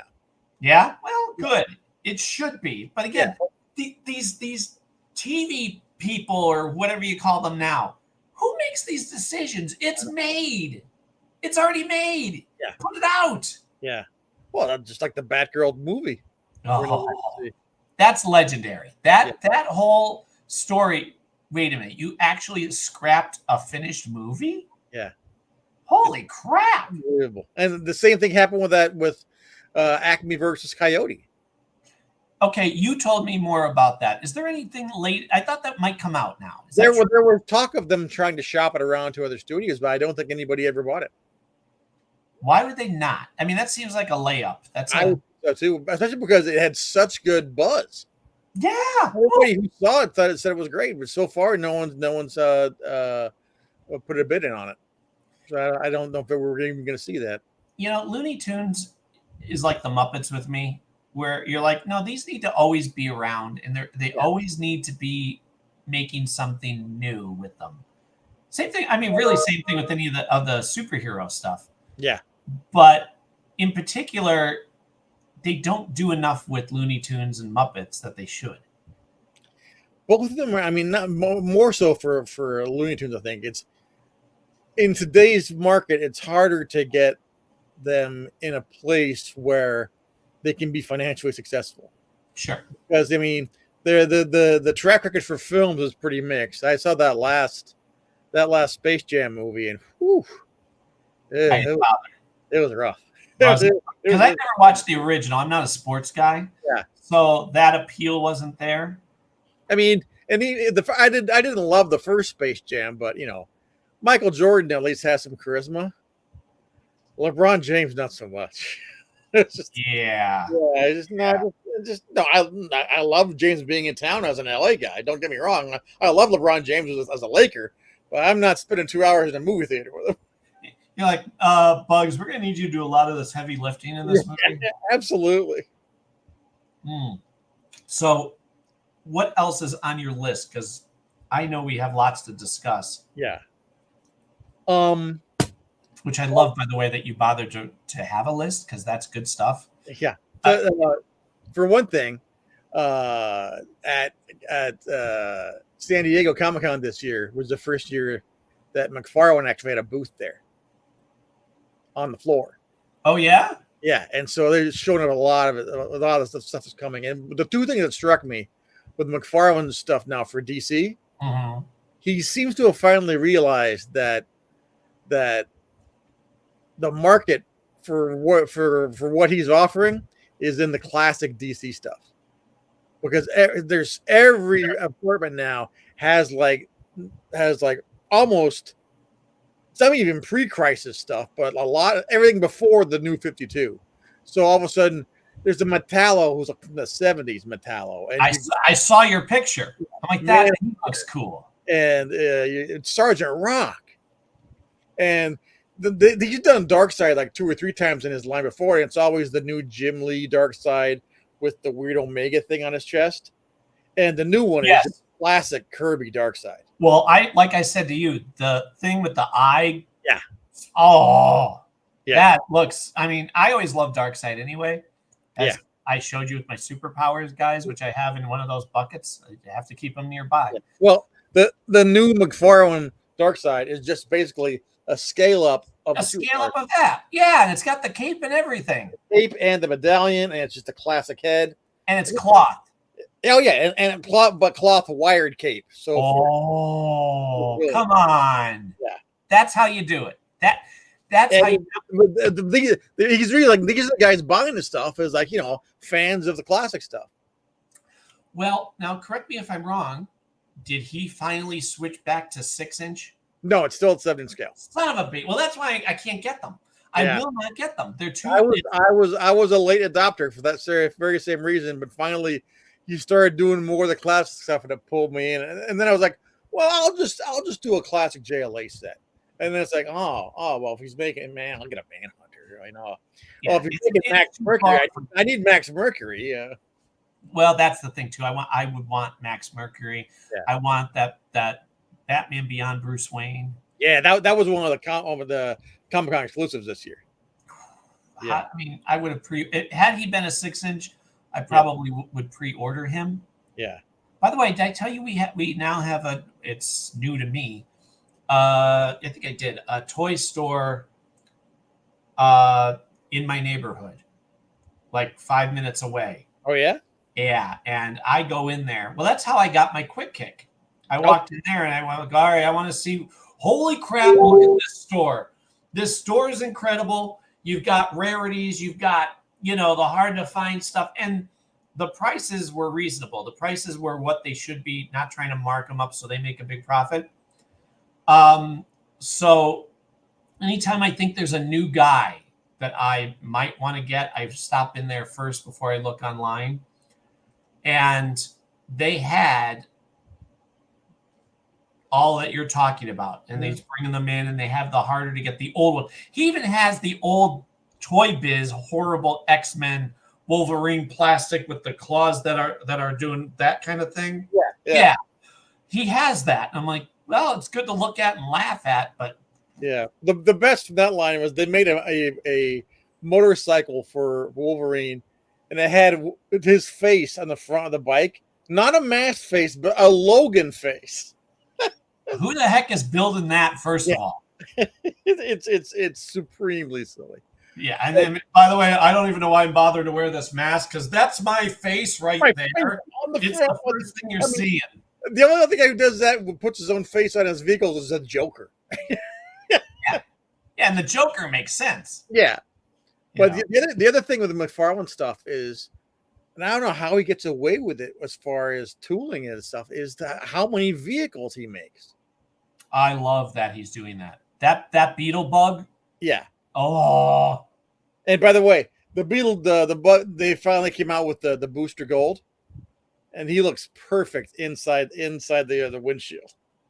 But like I just picked up the tumbler, and it comes with a Morgan Freeman figure, and then they're about to do a Batman Forever Batmobile that lights up the neon green.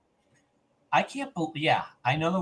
Wow, I can't believe you got the tumbler that size. Yeah, I know. And it's a 2-seater, so it's got the width.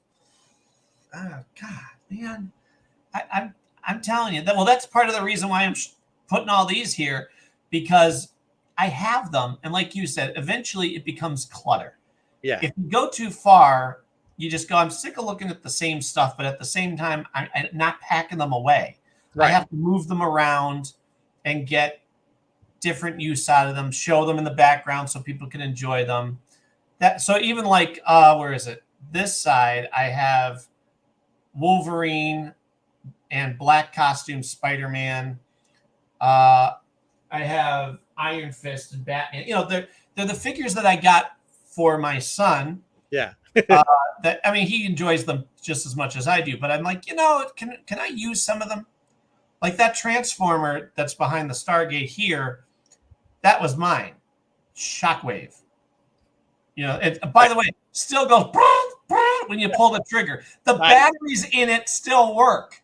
Nice. From a few years ago when I gave it to Mikey, I put new batteries in it. And he goes, yeah, don't do the other one, because the other one goes, you know, but I'm like, it's still, all right, it still works.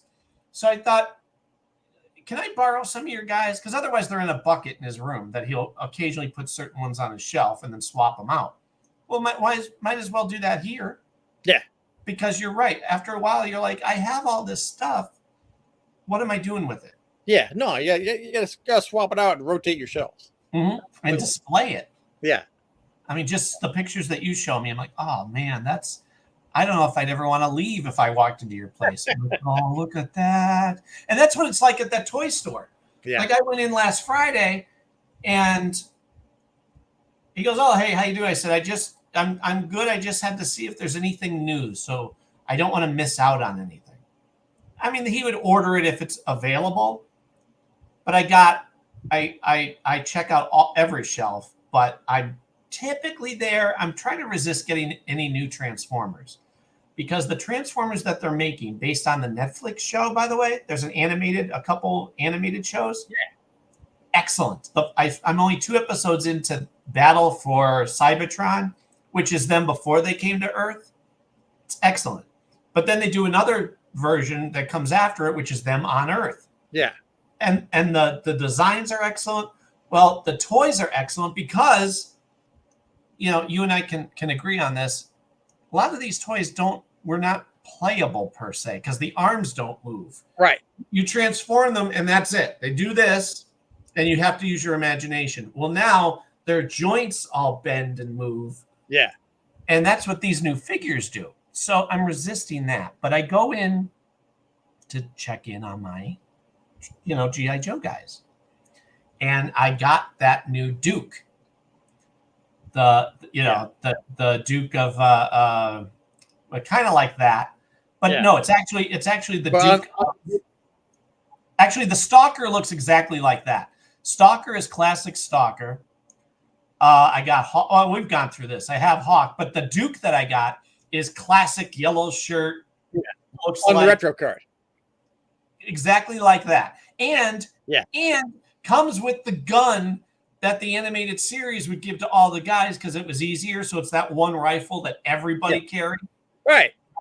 So they give him his own gun, but they also give him that. Plus, you could swap out the hands. Yeah. You get the helmet with the visor that you could lift up. So I went to this guy, said, that should be out. He couldn't find it. He goes, oh, no, we don't get that. So that one I had to order online. That felt good. Yeah. That because the other one that I have, hang on 2 seconds, is this guy. Oh, where are we? I got the Tiger. Oh yeah, the Tiger Force. Tiger Force. I'm like Tiger Suit. I don't. That's a Katie Tunstall album. Yeah. So I got this one. I could have gotten when this is the first version that came out. This was the one where they give him the shin guards, which you don't need. Yeah. And they were doing that with all the guys. Like they're gung ho. I got the retro one, as you know, because the new one is all battle armored up and it looks stupid. Yeah. But I thought if I'm getting one like of Duke, not knowing I was getting the better one, I thought I'm going to get this one because it's a green shirt, you know, kind of it works. And it's enough of a, thank God I did, because if I had 2 that were wearing the yellow shirt, I would feel like I rebought the same thing twice. Right. You know what I mean? Well, in this case, there's a little diversity here. He's cool. I mean, they really are. Yeah. Cool. I mean, even on the belt, where are we? On the belt, he's got binoculars that come off. Yeah. No, it's amazing. almost all the figures in this line have all their gear on the figure attached in some way. It's crazy. It really is. I mean, I that and the way they're also leaning into vehicles, which I never expected them to do. Show me. Oh, over there. Yeah, see? And again, I got to resist. I know. Look at that. I mean, the Jeep, too. Look at that. Now, wait. The thing in the front, the hook, does that do anything? Everything is just posable. Okay. But yeah, they did the Vamp, which was the Jeep, which was amazing. And then they did the same thing that Hasbro did back in the 80s, is they then converted that to the Cobra Jeep by adding doors to it. And I just got that one. I haven't opened it yet. Ooh. But then at San Diego, they were showing off the Cobra Rattler, the big plane. I know. Amazing. Well, I mean, I want to get Wild Bill. Okay? But I'm not getting the copter. I can't. If I'm not getting the Jeep, which is something I've always wanted.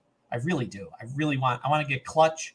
I want to get the Jeep, but I have to resist. If you get the Jeep, they give you can get add-ons. You can get the doors, you can get the gun in the back, you can build off of it, which is amazing, and bravo to them. But I looked, if you get the copter, you get like 4 guys. Yeah.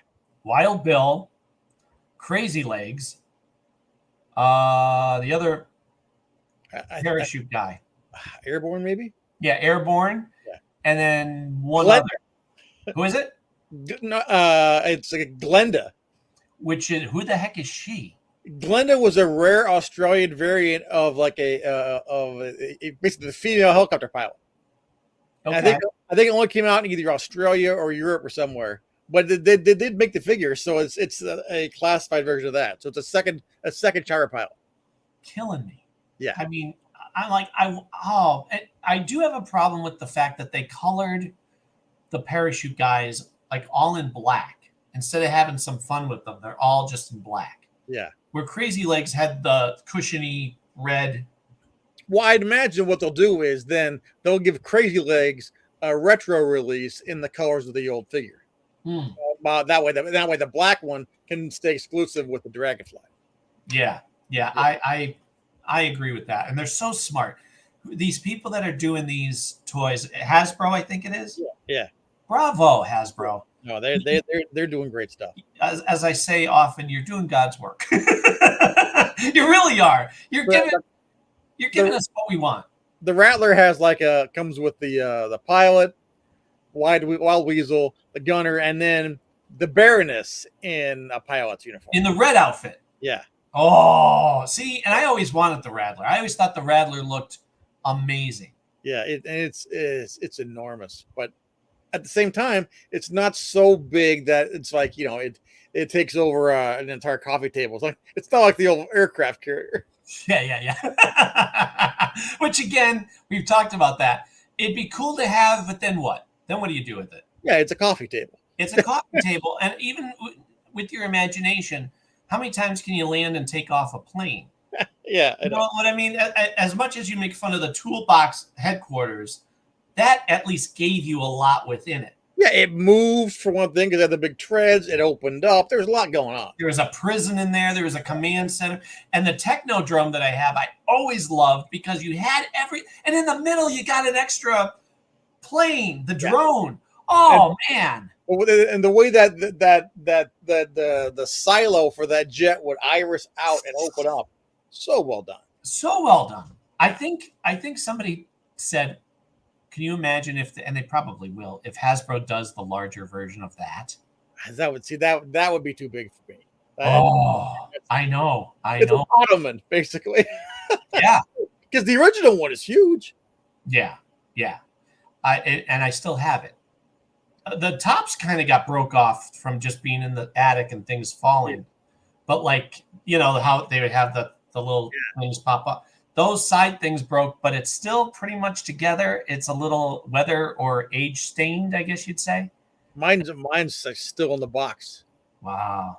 I think I still have the box. I I put it together, you're not putting that back in the box. Well, yeah, I found a way actually, because Really? I did bust it open, and if you just pop out the cone, you can slide it back inside the box. Okay. Yeah. Well, I still have my Justice League. I still have the box from my Justice League headquarters. What the superpowers? Yeah. The Hall of Justice? Yeah. Yeah. Yeah. With that that art from Luis. So good. Yeah. Did you order the style guide? No. No, the famous Garcia Lopez DC style guide he did in the 80s that was the basis for all that. They're finally publishing it as an actual book that you could buy. Really? Yeah. I'll snag that at some point. I'd like that. I'll say that. Oh, my friend who runs 30th Dimension has had 2 or 3 big pieces about it, and I'll send the links to those because there's the links right to where you can buy it directly. Nice. Yeah. I got a speaking of rarities, talking about really rarities. One of the hosts of the Quantum Leap podcast had done Quantum Leap books, and he had done one where it's really a GoFundMe kind of thing, a Kickstarter type deal. Yeah. So he had done one years ago when the original series was over. Well, now he redid that volume. Plus, he was doing the new volume for the new show. And then he was going to do a 3rd volume on all the devices and blah, blah, blah, blah, blah. So I reached out to him, being in the same circles and all. I said, I see you're redoing. He actually re-edited, add stuff, fix stuff. And I thought, look, I better get that. I better get that. I know it's an actual paper thing. I can't get it digitally. And it's really that thin paper. It's all black and white. Mm-hmm. Be very, very careful with touching it, kind of thing. I better snag it while I can, because once it's gone, I think it's going to be gone or hard to get. Well, I got in right under the table to where he even added my name in the credits. I'm the last name. I'm the last name added. Right into that book. And I said, great, I can't wait to get it. So I got it, and I opened it up, and it's even got the what do you call it? The bookmark silk. Yeah, the ribbon type thing. The ribbon has that. So this is top end. Nice. I mean, he goes into so much detail, like, that poster on the wall in that one scene? That's blah, blah, blah, blah, blah. And that goes off on its own thing. A week later, he died. Oh. Yeah, way too young. Facebook friend and everything. And then somebody said, yeah, we're waiting to hear on him how he's doing. I'm like, what are you talking about? I go in, they said he had a heart. They didn't know what happened. They kind of said it was a heart attack. But there was something else. It was something like medically going on that created the heart. You know what I mean? And long story short, it was like New Year's or Christmas and gone. Oh. Yeah. And this was a young guy. This guy went way before his time. Had a wife and kids, little kids. But boy, when I look at that, I'm like, and they have made a nice fuss over him. He did leave a mark on the world. Yeah. Besides the podcast, I mean, his books, he got the people from, like, the producers from the show were part of that book. That's cool. That's yeah. Cool. And they all pay tribute to him because he was just a good guy. But yeah, I thank God I got it when I did, was my point. Because yeah. And it was worth it. It was only $30-some. Oh yeah, right. Yeah. I think that style guide for the Garcia Lopez is only like $35-$40. This is thick. This one is like you're gonna keep a dog on the floor kind of thing if you put it on him. Kind of. So yeah, what else? Speaking of scarcity, San Diego Comic-Con. Always my traditional Sunday back issue crawl with my buddy Chris Ryle, where we go diving for back issues. I found stuff this year I've never even seen before, and usually every year there's like less and less Golden Age and Silver Age comics there. This year, I don't know, everything was lined up. A couple things. Gorgeous copy, Justice League number 3. Full copy. Yeah, it is. Cap Marvel, Mr. Oh, Tom. wow. Yeah. What number? This would have been 113. I think this is 1945. Woo-wee. Yeah. First appearance of the Red Bee. Oh, wow. You know how I know the Red Bee? You know how I know him? I know him. Go ahead. Either All-Star Squadron or Starman. Nope. No, what? I know him from the Who's Who? Who's Who? Yes. I had one issue of that out of my rare comics as a kid. I got it because I thought I'm going to learn about all these guys, and he was in there. Yeah. One of the first Batman annuals. Wow. Yeah. Look at that. Two-Face and everything. And the gorilla boss of Gotham City. Yeah. When they were really like pushing gorillas. But there was a period where apparently somebody at DC said that there were like 5 things that would always ensure great sales on the cover. If you had a gorilla, if you had a hero crying, if you had a something on fire, and if you had a motorcycle. Wow. Well, if you had a gorilla on a motorcycle on fire crying, that's gold. Well, Comic Tropes did an episode. That's a fun one to check in on. He does like 20-minute intelligent breakdowns of stuff. And he did, why are there gorillas all over the place during this time? And he gets into it. He gets into the guts of why. Yeah. And it's like ridiculous. It's stupid. Like, why did DC go, gorillas, make them all gorillas? Gorillas equal sales, yes. But this was the biggest find. Famously, Will Eisner's Spirit character, although there were some comic books, mostly it was a newspaper feature. Yep. And the way it worked was you would get a whole Spirit comic book in your new Sunday paper. Yep. Exactly. I don't know where I got this from because see how it's all dinged up here? Yeah. With it's this paper cover. But I'm like, no, I'll take it.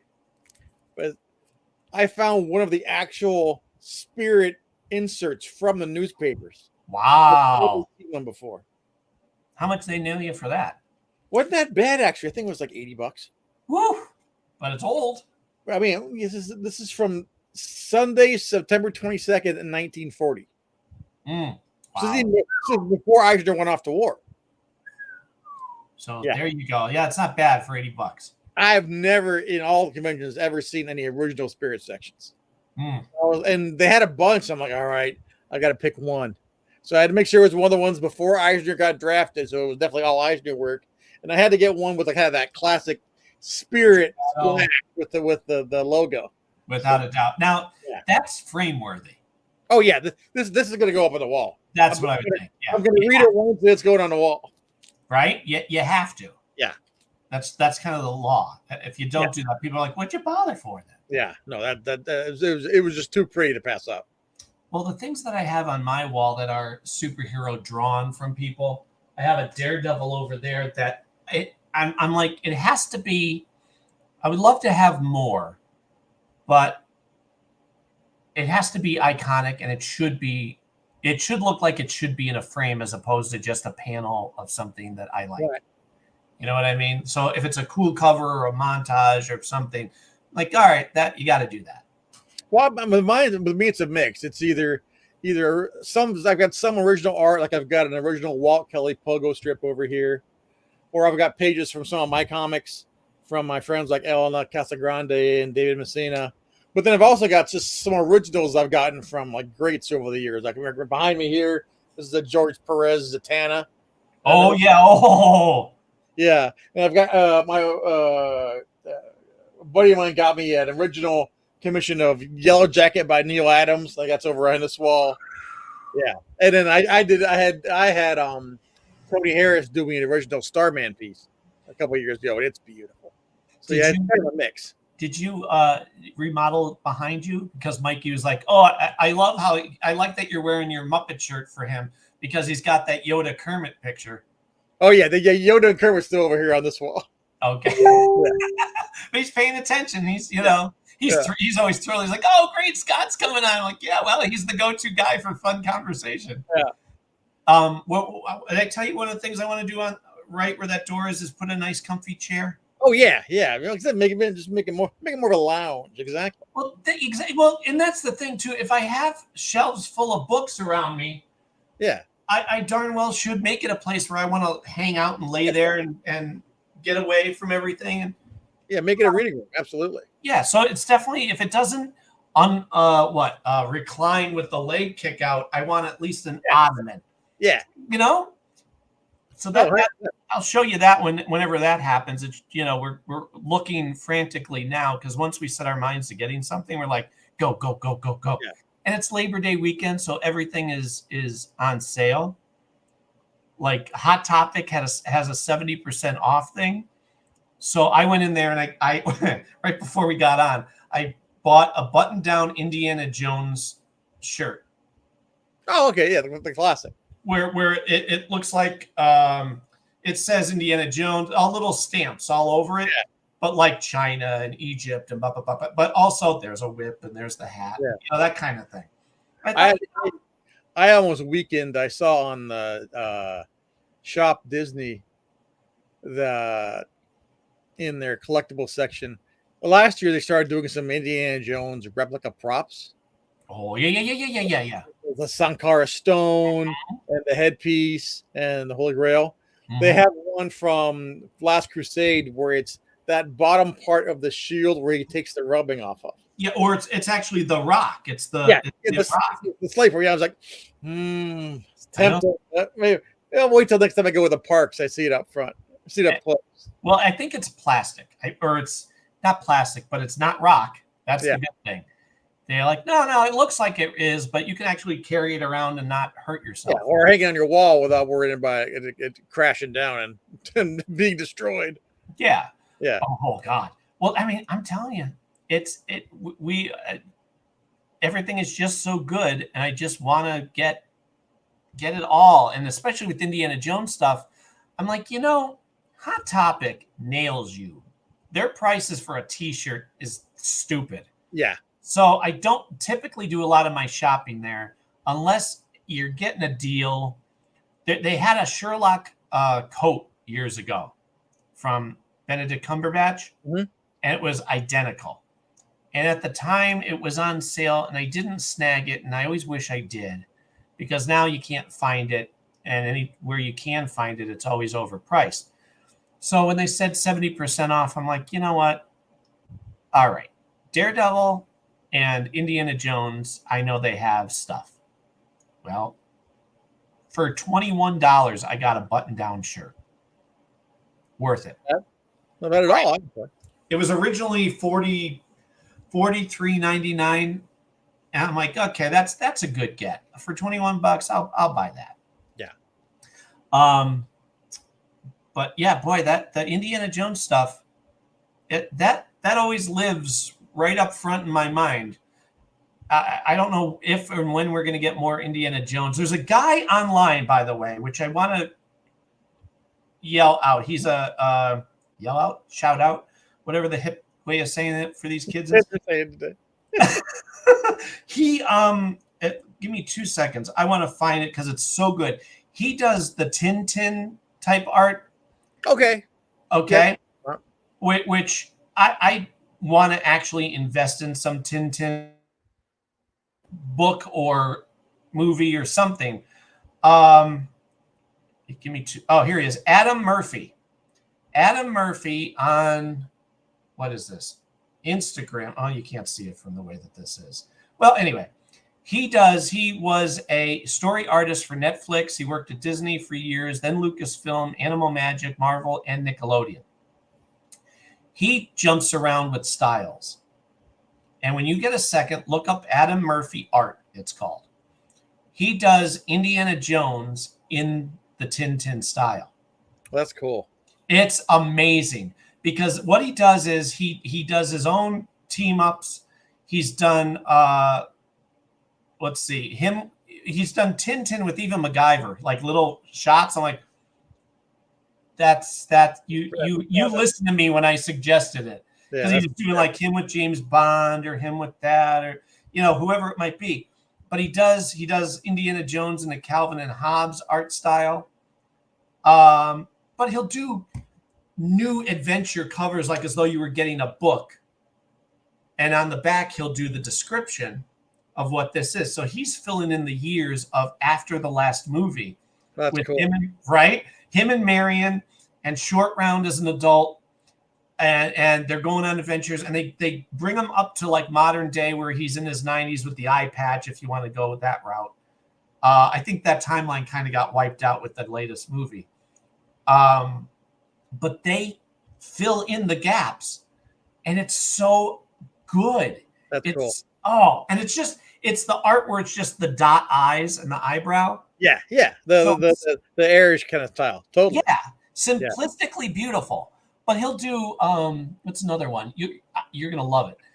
Him with Logan and Captain America during World War II. I think I might have seen that one. That one. Yeah. Although actually, no, now that you mentioned it, the eye patch Indy is still canon. Okay, explain. Because the last movie is like 67, 68. So it could still happen. And and when we see old Indy in Young Indiana Jones, that was meant to be present day, so that would have been like 85.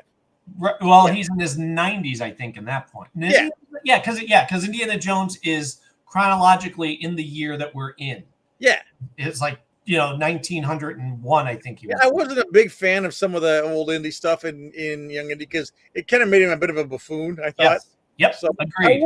I actually wouldn't mind if they did get rid of those. But speaking of Spielberg, have you seen the documentary about him on HBO Max? No, but I will when you tell me. It's very good. I just finished it. It's a really good just look back at like his entire career, his entire filmography. He participates in it, so it's a lot of interviews with him. But it's even-handed. I mean, he talks about his misses. He talks about the things that he didn't land or that he gets criticized for. It's just, and so much insight that I hadn't realized into how much of the themes in all of his movies are kind of tied together and tie into his family life as a kid. It's very fascinating. Oh yeah. I listened to a podcast about him, or actually it was Inside. What did they call it? There's the making of Psycho, or the making of Jaws, and the making of The Exorcist. It's all by Wondery, I think. And when they do it, they do like a flashback type of thing to him as a Spielberg. Mm-hmm. Or him as their childhood to see where they get the idea of whatever. Yeah. And it's done really, really well, but it gave me a lot of insight, like you said, where you're like, oh, so that's why he likes hot rods. And that's why he, that kind of thing. Well, it's funny. I have a friend of mine who was always a huge criticism about Close Encounters because he said that, no father would ever leave their kid to go off and go off with the aliens. But then you watch this documentary and you realize that that's a reflection of his upbringing, where like he's dealing with his father abandoning him. Right. So yeah, why wouldn't he write that? Yeah, because I never they talk about that and it turns out that it wasn't actually his father who abandoned him; it was his mother who went off and who had an affair and left the family. But the father let the kids blame him because he thought it'd be easier. So all these movies were Spielberg working out this trauma that wasn't even real. And then when he found out, all of a sudden, his film work kind of shifts to being about the son getting back together with the father. And that's when you have Last Crusade. It's really interesting. It's funny. Mikey in his spare time will randomly watch one of the indie movies. And he's like, man, I understand some of them get criticism, but man, you can't pick on Last Crusade. That is he's right. It's such a well-rounded, you get deeper into Indy's life and into his personal, because that's the thing about Indiana Jones. You love him as a hero adventurer, but you don't really know a lot about him. Yeah. You don't, which is why I think an animated series and comic book thing is brilliant, because you can dive into more diversity and levels of who he is. But Last Crusade gave you his dad, his messed up relationship with his dad, and how that helped form him and his views. And then the resolution in the end where, it all pays off.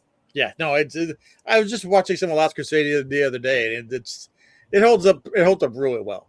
It really, I mean, I love them all, despite any of the little nitpicks that we as spoiled viewers can have. I always am thankful for them, and I love the whole what's the word? Not I love what Indiana Jones is. I love his look. I love what the feeling is when I watch Indiana Jones, and it makes me want more. So it's kind of a double-edged sword. Yeah. Right, because the stuff I love this. This makes me you can feel the adventure rise up inside you. The other side of it is we didn't get enough of it. Yeah. And like we go around that loop of the last movie was a great movie, except it wasn't. Had there been 10 to 20 other Indiana Jones movies, that movie would have landed better. Yeah, I think so. It's still great, but it's a payoff for an adventure that we never got to see. Mm-hmm. This should have been the okay, he's going to relax a little bit now. Instead, it was whoa, why is he not being more adventurous? You know what I mean? Yeah. Well, the crazy thing about Indiana Jones too is that, I mean, because of the success of all the films and the impact on the culture, he's seen as this kind of like, you know, archetype, as if he's always existed alongside of like Sherlock Holmes and Tarzan and Batman and Superman, when actually no, he wasn't really. I mean, it gets sprung from like three lines from Lucas, from Spielberg, and Ford, and they created this character that basically everyone thinks of as one of the greats of like genre adventure, and you don't realize that he wasn't even there before 1980. Right. I mean, that really says a lot about what a great character he is. Yeah. The fact that, you know, 100 years from now, people are still going to know who Indiana Jones is. The other thing that was crazy that was revealed in this documentary is that, so he and Lucas are pitching it around town, and everybody wanted to make it, but nobody wanted to make it with Spielberg directing because all of his movies had gone so far over budget at that point. Jaws and Close Encounters were both big hits, but they'd both gotten way over budget and way over schedule. And then between those two was 1941. There was a giant bomb, and right. Nobody would pick it up until finally Paramount did. And so, and Spielberg had to promise to make sure this would stay under budget and under schedule. But that's what Lucas said. Okay, I'll have you direct this, but I'm only going to have you direct it if you promise me that if it's a hit, you'll do 2 more. Because at that point, before the movie gets made, Lucas is thinking, I think this is going to be something where we're going to want multiple movies. Yeah. So that's why we got at least 2 more out of Spielberg because of that. Which is why I want to shake all 3 of them that they waited so long between them. You know, like, really? Because this is not to sound like, well, you know, the spoiled viewer, but as a writer, I know this. You can crank those out. I mean, there are certain key elements you need to have. I got that. But they're easy to do. The fun is the in-between personality stuff. Yeah. Which they always got hung up on the MacGuffin. But I wish they didn't. I wish they understood that nobody cares about the MacGuffin ultimately. And I also think a big part of that delay was after Last Crusade. So that's over, and the Star Wars movies are for all the purposes over. I think Harrison Ford got more interested in doing like serious stuff and not doing as much action. He would do with action stuff here and there, like Air Force One and the Fugitive, but he was doing so much more other kinds of films. I think Ford was the kind of the breaks in future indie movies for a long time. I wonder to go back. I wonder, because every time he would talk about it, he'd go, "No, that's my favorite role ever," and you know that's what I want to always do until I'm dead. Yeah. So yeah, you kind of like. I wish I was in the room when they were discussing these things. Yeah. Just to go, okay, you shut up. You have a good idea, and here's the element that you're getting hung up on. Let me help you, and then just push it forward. I wish it was like the Fast and the Furious movies, I wish we got so many of them that people were gagging on them. Yeah. And then you could go, yeah, but at least we have them. And I'd rather have enough in the pot to criticize an individual spice than not have anything in the bowl. I agree. Right? Yeah. I'm gonna send you. There's a Twitter page for Indiana Jones where they daily come out with new photos and little stories about the production of all these movies. Really? You'd love it. I love it every day, and it's so insightful and fascinating. Like one story was, I guess when they were doing Temple of Doom, I'm gonna guess one of the people working on the project, I don't know who he was, but he got in the face of somebody and yelled at them in front of everybody and was like, I don't know if he was like an assistant director, whatever, like Spielberg was off doing something, so this guy had to do like the B roll or something, and screamed at somebody and really upset them. And it got reported back to Spielberg, who hopped on a plane, flew back, told the guy to meet him at the airport. Oh, I read this story. That was on Twister. Was it Twister? It was Twister. It was Jan de Bont. He doesn't even come all the way off the plane. He steps down the steps. He stays on the stair car, screaming at him, gets back in and flies off. I love that story. Right? Because Spielberg has always been a beautiful person to me. Yeah. Every time I see him, he's good to children. He loves everybody. He's a force for good. And if someone's going to yell at somebody, that's when you do it. That's when you know, there's a good time to get angry. And he always, like that story, I'm like, good. My favorite detail is he wouldn't even get off the plane. I'm too busy to do this. You a-hole. You come out to the bottom of the stair car. I'm going to come halfway down and ream you out, get back in my plane, fly off. That's a baller move. That is something.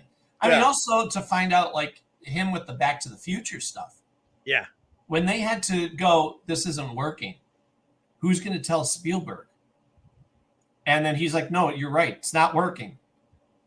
Try again to see if they can let Michael J. Fox do this. Yeah.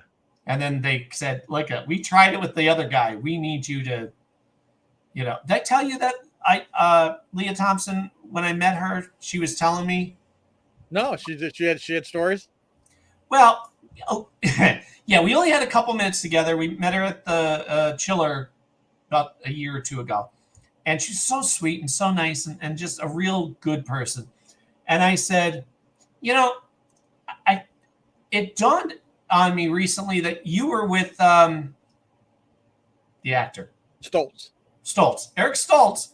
And not just back, because everybody mostly from Back to the Future was at this Chiller thing. Christopher Lloyd, we stood in line for 2 hours to meet. Another sweetheart, but we figured now's our chance to do it. Yeah. Go over to see Leah, and she's sweet and wonderful, and we get pictures with her. And I said, you know, it's funny. It dawned on me that you were in Some Kind of Wonderful with Eric Stoltz too, besides Back to the Future. And she goes, yeah, he almost ruined that movie too. Oh, jeez. And I don't want to pry, but he's known as being like a method actor, pain in the rear end, a-hole guy who ruins everything. Yeah. And I didn't want to go, tell me more, because we had limited time. Yeah. But I kind of went, oh, geez. And yeah, I've since read stories of him on Back to the Future where they're just trying to bring it together, and he's trying to change the script on them. Like I've seen a couple of the clips that they've released with him in it, and it just... There's only a couple. Like him leaning in I know. at the diner. But he's not playing, and I would Michael J. Fox. He's playing it for comedy, but he's still playing it real. It's not like a strictly comedic performance, right? But Stoltz is playing it so serious that there's no joy in it, right? And also, I mean, there's no joy in it. He's very dark, and even his wardrobe was horrible. His wardrobe was not even good 80s. It was. Like, this looks stupid even in the 80s kind of thing. With that black, jacket and the buttons on it. But at some, I got reading about it. Like he, during the diner scene where he sees his father and they do the whole lean in thing. He was like arguing with Crispin Glove and going, no, we should do it this way.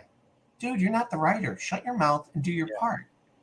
So, at some point, I'd love to have Leah on and chat, but I don't want to pry. Yeah. Like when people want to bring up those stories, sure, I'll listen. Yeah. I'm not trying to get dig for it. Exactly. Yeah, give me the dirt. Yeah. That way I'll get viewers. Like, it's not what this is about. Yeah. But yeah, you hear when they decide to share with you, I'm like, okay. By the way, what's bad when you're in a movie with Crispin Glover and you're still the difficult one. Yeah, you're the crazy one out of that whole thing. That's a bad sign. You know what he was great into, by the way? Charlie's Angels. I never saw those films. Okay, they're fun. They're goofy, lighthearted. He's like an assassin guy that they fight, right? Isn't he like an assassin guy that they fight or something? Yeah. And he's creepy as can be in it and very good at it.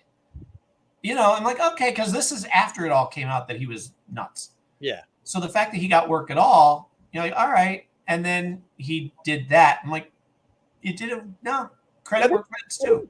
Tim Burton used him in one of the Alice in Wonderland films, and he was pretty good in that too. Huh. Yeah. I always like the guy's work when I see him working in something. He's always good. Yeah. Speaking of which, I keep seeing blurbs about, and I already picked up on this, Michael Richards.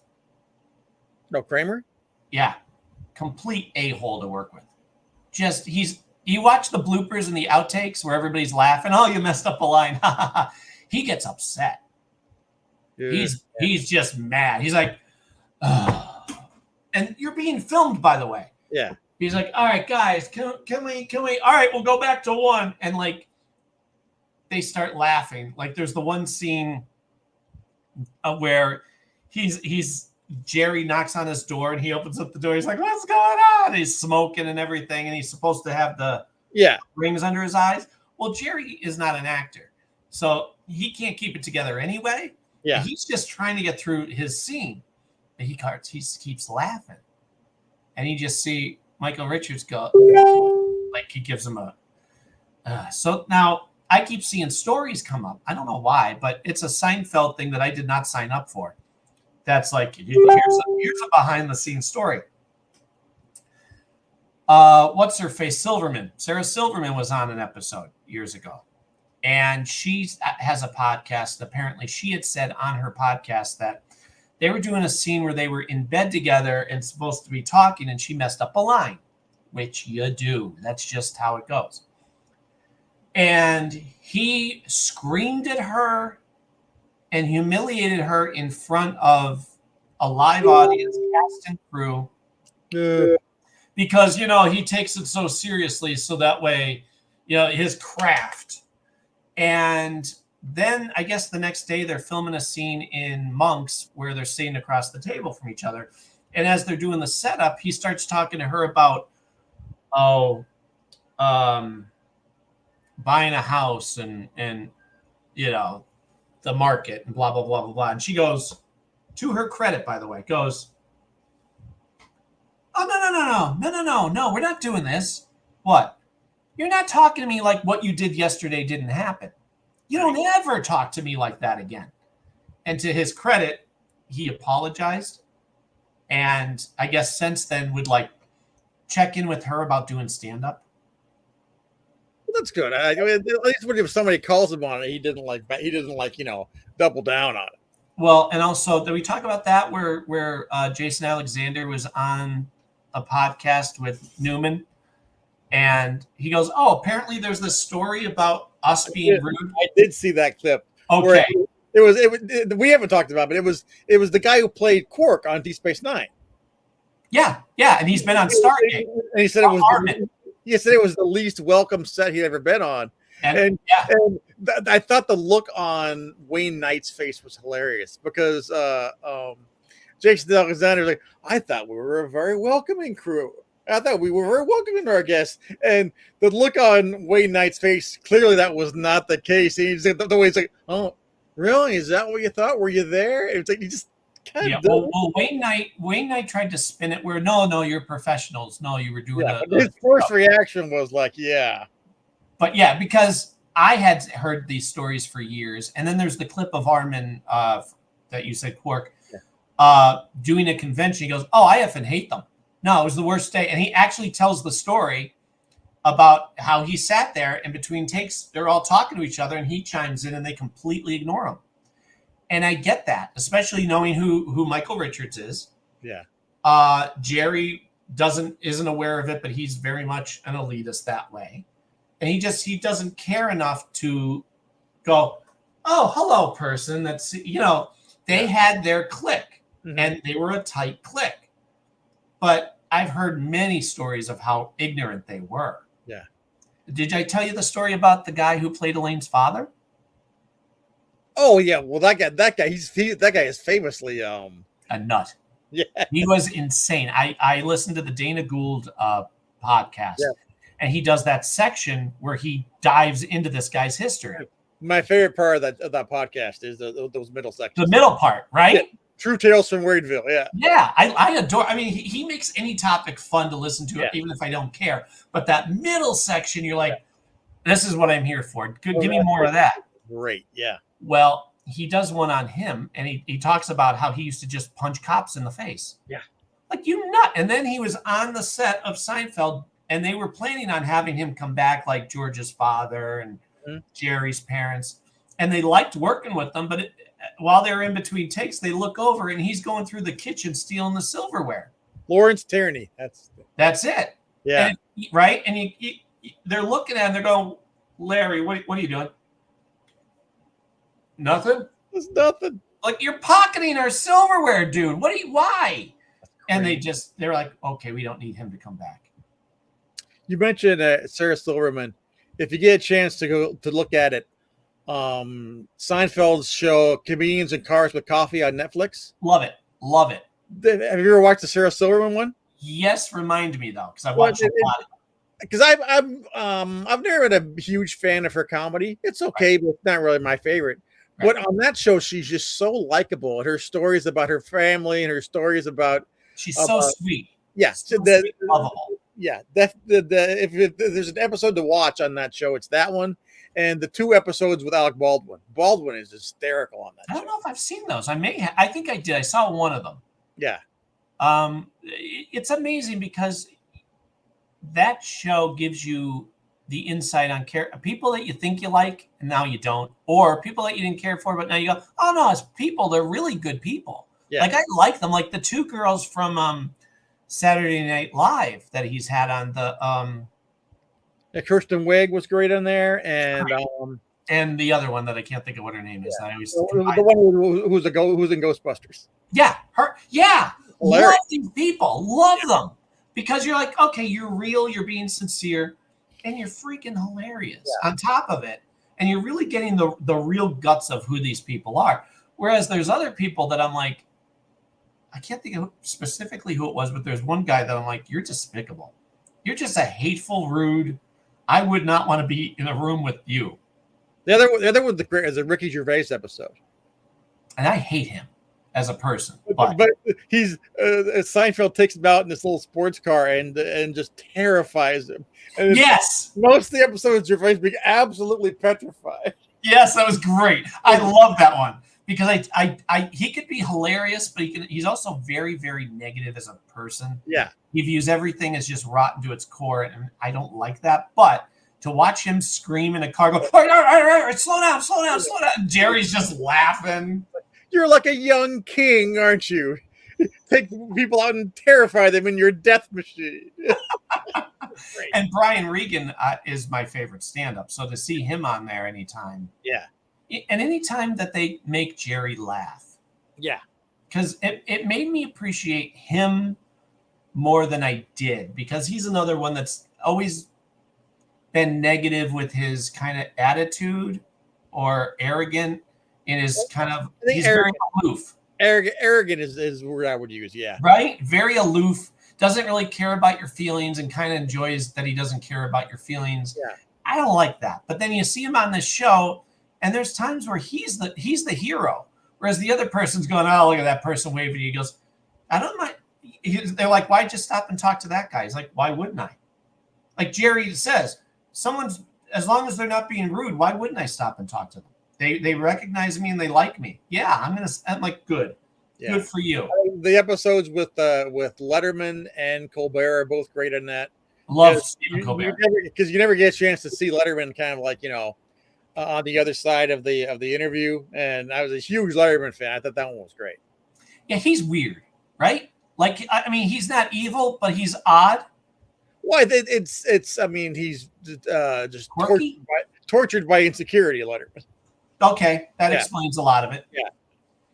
Yeah, but I mean, when you see him, like you said, on the other side, you go, all right, I could get along with you. I would like you. And Letterman's solo show on Netflix, where he does like a half hour or hour long interview, long form. Because without the pressure of the Daily Show, you can just tell it's an entirely different kind of format for him, and he actually enjoys just like long prolonged conversations with these people. The two that remind me of that are David Tennant did one, and so does Conan O'Brien. Conan O'Brien needs a friend. Conan's show is great, right? Yeah, I got Mikey hooked on those clips of him when he would do his travels. Those are the best part because it's him and his buddy. Yeah. Oh, that's better than any sort of written thing because it's so quick. Did you see Conan on Hot Ones? I want to say yes, but I don't remember it, so I'm gonna have to go back. The interview show where they eat the spicy wings. Mm-hmm. Well, there's like two different bits. Where first off, he has like his personal physician come on and keep checking his pulse and stuff, and meanwhile, he just refuses to admit that the wings are hot. And by like 6 or 7, he's like downing the hot sauce straight from the bottle and like smearing it all over his face. It's. Yeah, I did not see that one. He kind of broke the show in the best possible way. It's hilarious because the host of that show is a really good interviewer, but he has no idea what to do with somebody who was just flying in the face of the show, but in a really funny way. It's great. Some of these guests that they have on, Mikey keeps quoting the Paul Rudd one. Yeah, where he goes, look at us. Yeah. Do you ever think this would happen? Not me. Not me. It's so adorable. How do you not love Paul Rudd? Paul Rudd's best, right? I mean, to go, no, you're doing fame right. You're still a sweet, goofy, lighthearted guy who's good to people. Yeah, and that interview show is also good for helping you appreciate, like the girl from Stranger Things. Yeah, right. She's adorable on that. Yeah, you're like, oh, you're actually a sweet person. I'm afraid she's going to go off the rails, or if, everything I've seen since, she seems to be having her fame take her down a bad path. Yeah. But at the moment, in that interview, I'm like, oh no, you're a sweet girl. Okay. I remember with Paul Rudd being angry that like Paul Rudd was my age and he gets to be Ant-Man. And I'm like, as if that was then you also get to be a Ghostbuster. Yeah, I know. Oh, which reminds me, one of the things I've been dying to tell you about, if you haven't watched it yet. Change your life. Get ready. The Shrink Next Door. Write it down and jump on that. Where's that? I don't know if it's Apple or whatever, but I have the Fire Stick. So, I watch it whenever I want. This was based off a podcast on a true story about a guy in New York in 1982. His parents had died. He had taken over the fabric business that they had. He's got an older sister they're very Jewish. She's very cliche, in your face. I'm not taking crap Jewish, like, not, you know what I mean? Like the caricature. Oh, yeah. No, I don't have time for this kind of thing, which benefits him because he had a phobia of confrontation. And so she would come in and like, if a customer was giving him a hard time, you're not like your father. Your father wouldn't try and she'd come and go, do you want our business or don't you? You don't? Bye. Have a nice day. Well, she says, you should go to a shrink. And I have this guy, Rabbi, whoever suggested him. And he goes to the shrink. It's Catherine Hahn is the sister. Will Ferrell is Marty, and the Shrink is Paul Rudd. Oh, really? It is so, it's 8 episodes that are so amazing. They're like a half hour long. You're going to zip through these and feel like you've been on a journey that paid off in spades. All right. I watched it last month. I had Cindy watch it. And then right after it, I had Mikey watch it. They said it was and I agree, one of the best things I've ever seen.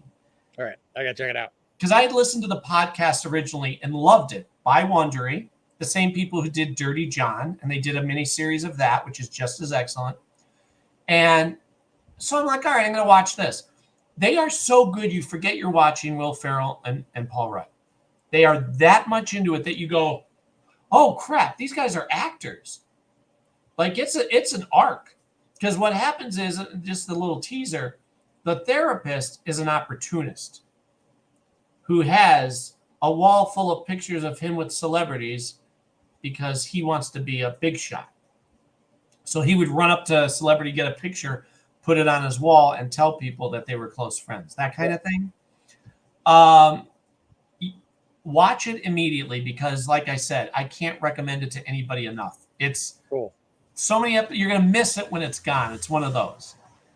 And those two guys together, you'd never think they'd be together in anything. And the way that, and the best part, it's all true. This is real people. This is really how it happened. When they did the TV show, they had it be just as accurate as everything that was said on the podcast. Right. All right, check it out. Oh, I'm excited for you. That's how good it is. Excellent. And you were rewatching Watchmen. No, I was rereading Watchmen. Rereading it. I'm sorry. You know why I said watching? Because they have a new animated one. Yeah, that's what made me think about it, because I saw that was coming out, and I was like, I haven't. And then I went back and watched the Zack Snyder film for the first time in a few years, and it held up pretty good. It really does. That one overall I'm pretty happy with, but I went back and I realized I hadn't read the book in probably about 4 or 5 years, and just, man, that is just that book just stands by itself, and every single page is kind of a small miracle. Oh, it really is. With the grid, yeah, it's amazing. And it was one of those that Cindy, when she gets on a reading kick, which I'm always for, she's now back on it. I have her reading Frank Miller's Daredevil. Yeah. But a year or so ago, she goes, you know what? Everybody talks about Watchmen. Should I read it? I'm like, yes. So I had her read it, but I said the pirate stuff you can skip. She doesn't have the patience to read a side story like that, and it never really paid off for me. You know what I mean? It's like, yeah, if you're enjoying that world, you can go down that path, but let's stick to the main thing. And I think I told you, for me though, I read it after Kingdom Come. So Kingdom Come blew my mind. By the time I read Watchmen, I'm like, we kind of already did this. I kind of feel like the effect that it should have had was already spent on Kingdom Come. Yeah, because kind of the way when I saw The Godfather for the first time, it felt familiar to me because so many other shows had already influenced and ripped off The Godfather. So a lot of that impact was taken. That's the same reason I think that the movie John Carter didn't do well. I have to watch that. Funny you mention that. It's so good. It's great. John Carter on Mars or whatever? Yeah. But the problem is so much of what it does has been strip mined by everything from Star Wars to Indiana Jones to everything else, to even like to the point of like the one of the big center point scenes of the film is this big arena fight, which Lucas really took for the episode 2. Okay. Well, I mean, it feels like it's a pastiche on Star Wars when, Burroughs did it first, and it's so well done and it's so sincere. That movie really bugs me that it didn't do as well as it should have, because it's a great. Right. Well, I will watch it and I'll give you feedback because it is on my short list of things to watch. Yeah. You know what I mean? It's one of those where there's only so many hours in a day, and if I'm going to dive into something, it has to be family friendly, or I have to watch it by myself first. Yeah. You know, if it's okay for them to watch. It's totally family friendly. Oh, I know that one it would be. Yeah, Yeah. But there's so many things on my list. I still have to watch season 3 of Picard. Oh, you really do. I know. I know. Well, and that's the thing. Cindy and I, when the kids go upstairs now, we go, all right, what are we watching? So I had her watch Shrink Next Door, and we'll watch the show Alone, which is, the people out in the wilderness and all the competition thing. She wants to watch season 2 of the Neil Gaiman show, the Sandman or Good Omens. Good Omens. Yeah. And I'm just not in the mood. I love David Tennant and Michael Sheen, but I have to be in that. All right, we're gonna go quirky and we're gonna go dark. Yeah. I love first season. I just haven't gotten the second season yet. Right, me too. So we have things already that we've started, but people say you don't need to watch the first 2 seasons to watch the 3rd season of Picard. Not at all. Good, because that's what I want to jump in with her. Yeah, jumping on season 3 for sure. Okay, because I think we talked about this. The first 2 seasons were good in premise, but they went sideways with some stuff that I'm like, you're dragging this out. It doesn't. You could have done 2 other stories within this. No, as season 3 just hits the ground running and doesn't stop. And it's also like it's. I've heard it's the idea that we want of Stargate. Get the team back together, and this is how you do it. Yeah. Like there's no reason why the adventure can't continue. It's the finale feature film the Next Generation deserved and never got. Right. And he's like, oh no, we should do a movie. Let's do a movie. Like, no, don't. Apparently, they're making another season of what the heck is the show? The soccer coach. Oh, Ted Lasso. Yeah, Mikey said they're going to do a season 4. Now, I'm not caught up, but from what I understand, they finished that strong. The thing with Ted Lasso is that supporting cast is so strong. I'd be fine with a show, and maybe Ted Lasso's only in an episode or 2. Wow. And then, but I love that supporting cast so much. I'm with you, by the way. I haven't seen. I'm still working through my way through it. So I'm only on like middle of season 2.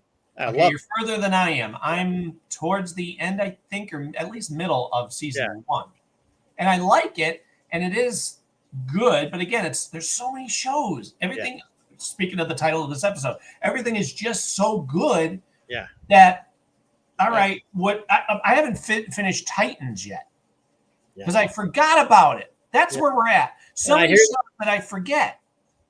And I hear there's some good stuff towards the end of that one too. Okay. All right, good. Yeah, because I would put John Carter in that same category as Rocketeer and Phantom and The Shadow were great pulp films that never got their audience. Okay, because Mikey and I watched The Rocketeer. Now I want him to watch The Phantom.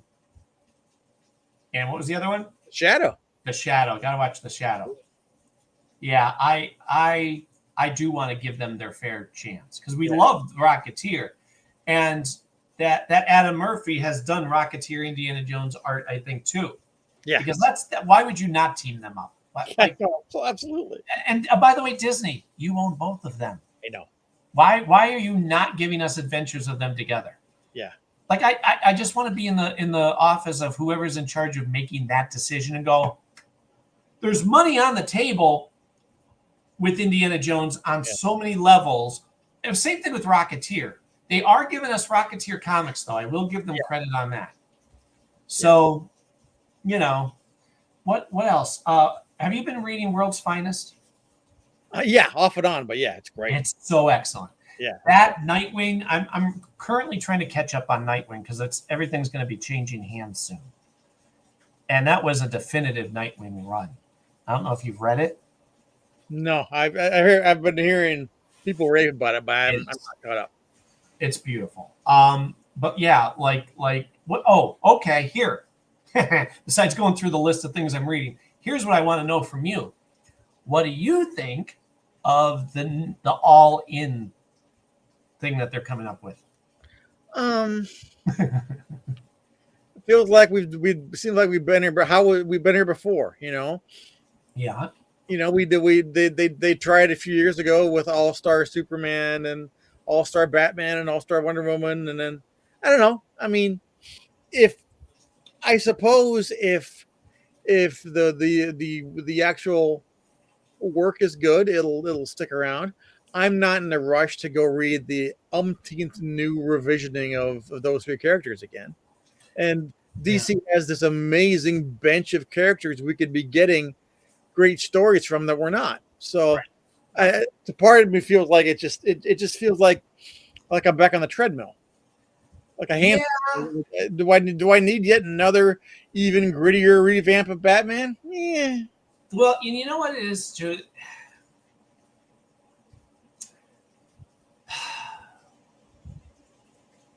I'm cautiously optimistic because I admire the fact that they want to do an ultimate, the Marvel thing with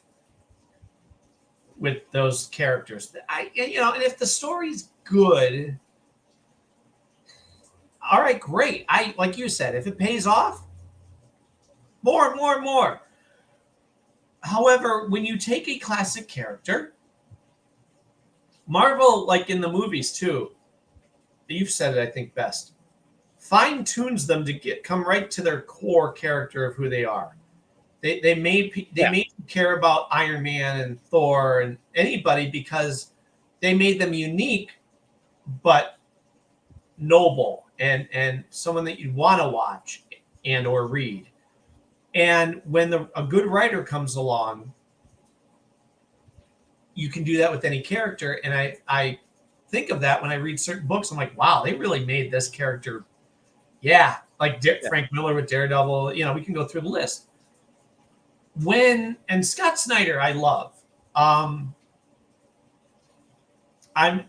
cautiously optimistic because I do love his writing, but in his later stuff, he got spacey and like that dark metal stuff got a little too much. You kind of came off the rails there to where I don't even care.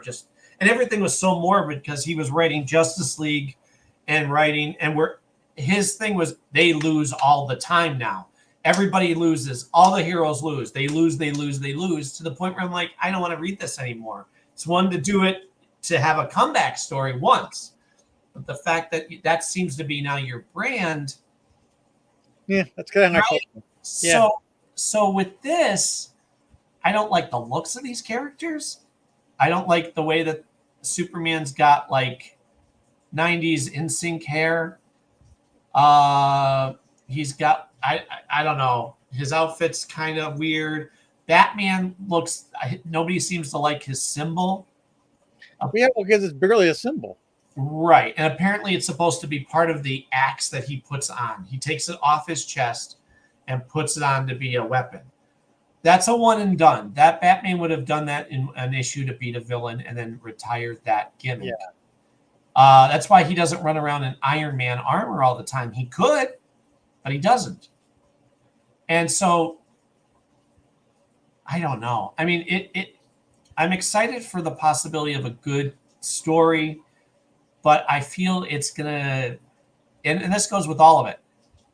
It might be one of those where you go, no, it doesn't feel heroic. Like everybody's new thing with writing is we have to muddy the waters and nobody can be heroic anymore. They all have to kind of have a dark side to them. Like, when it comes to gimmicks with the Batman chest symbol, I mean, for me, no one can ever beat Frank Miller in the first issue of Dark Knight Returns when the sniper zeroes in on him and you see he's got an armor plate there.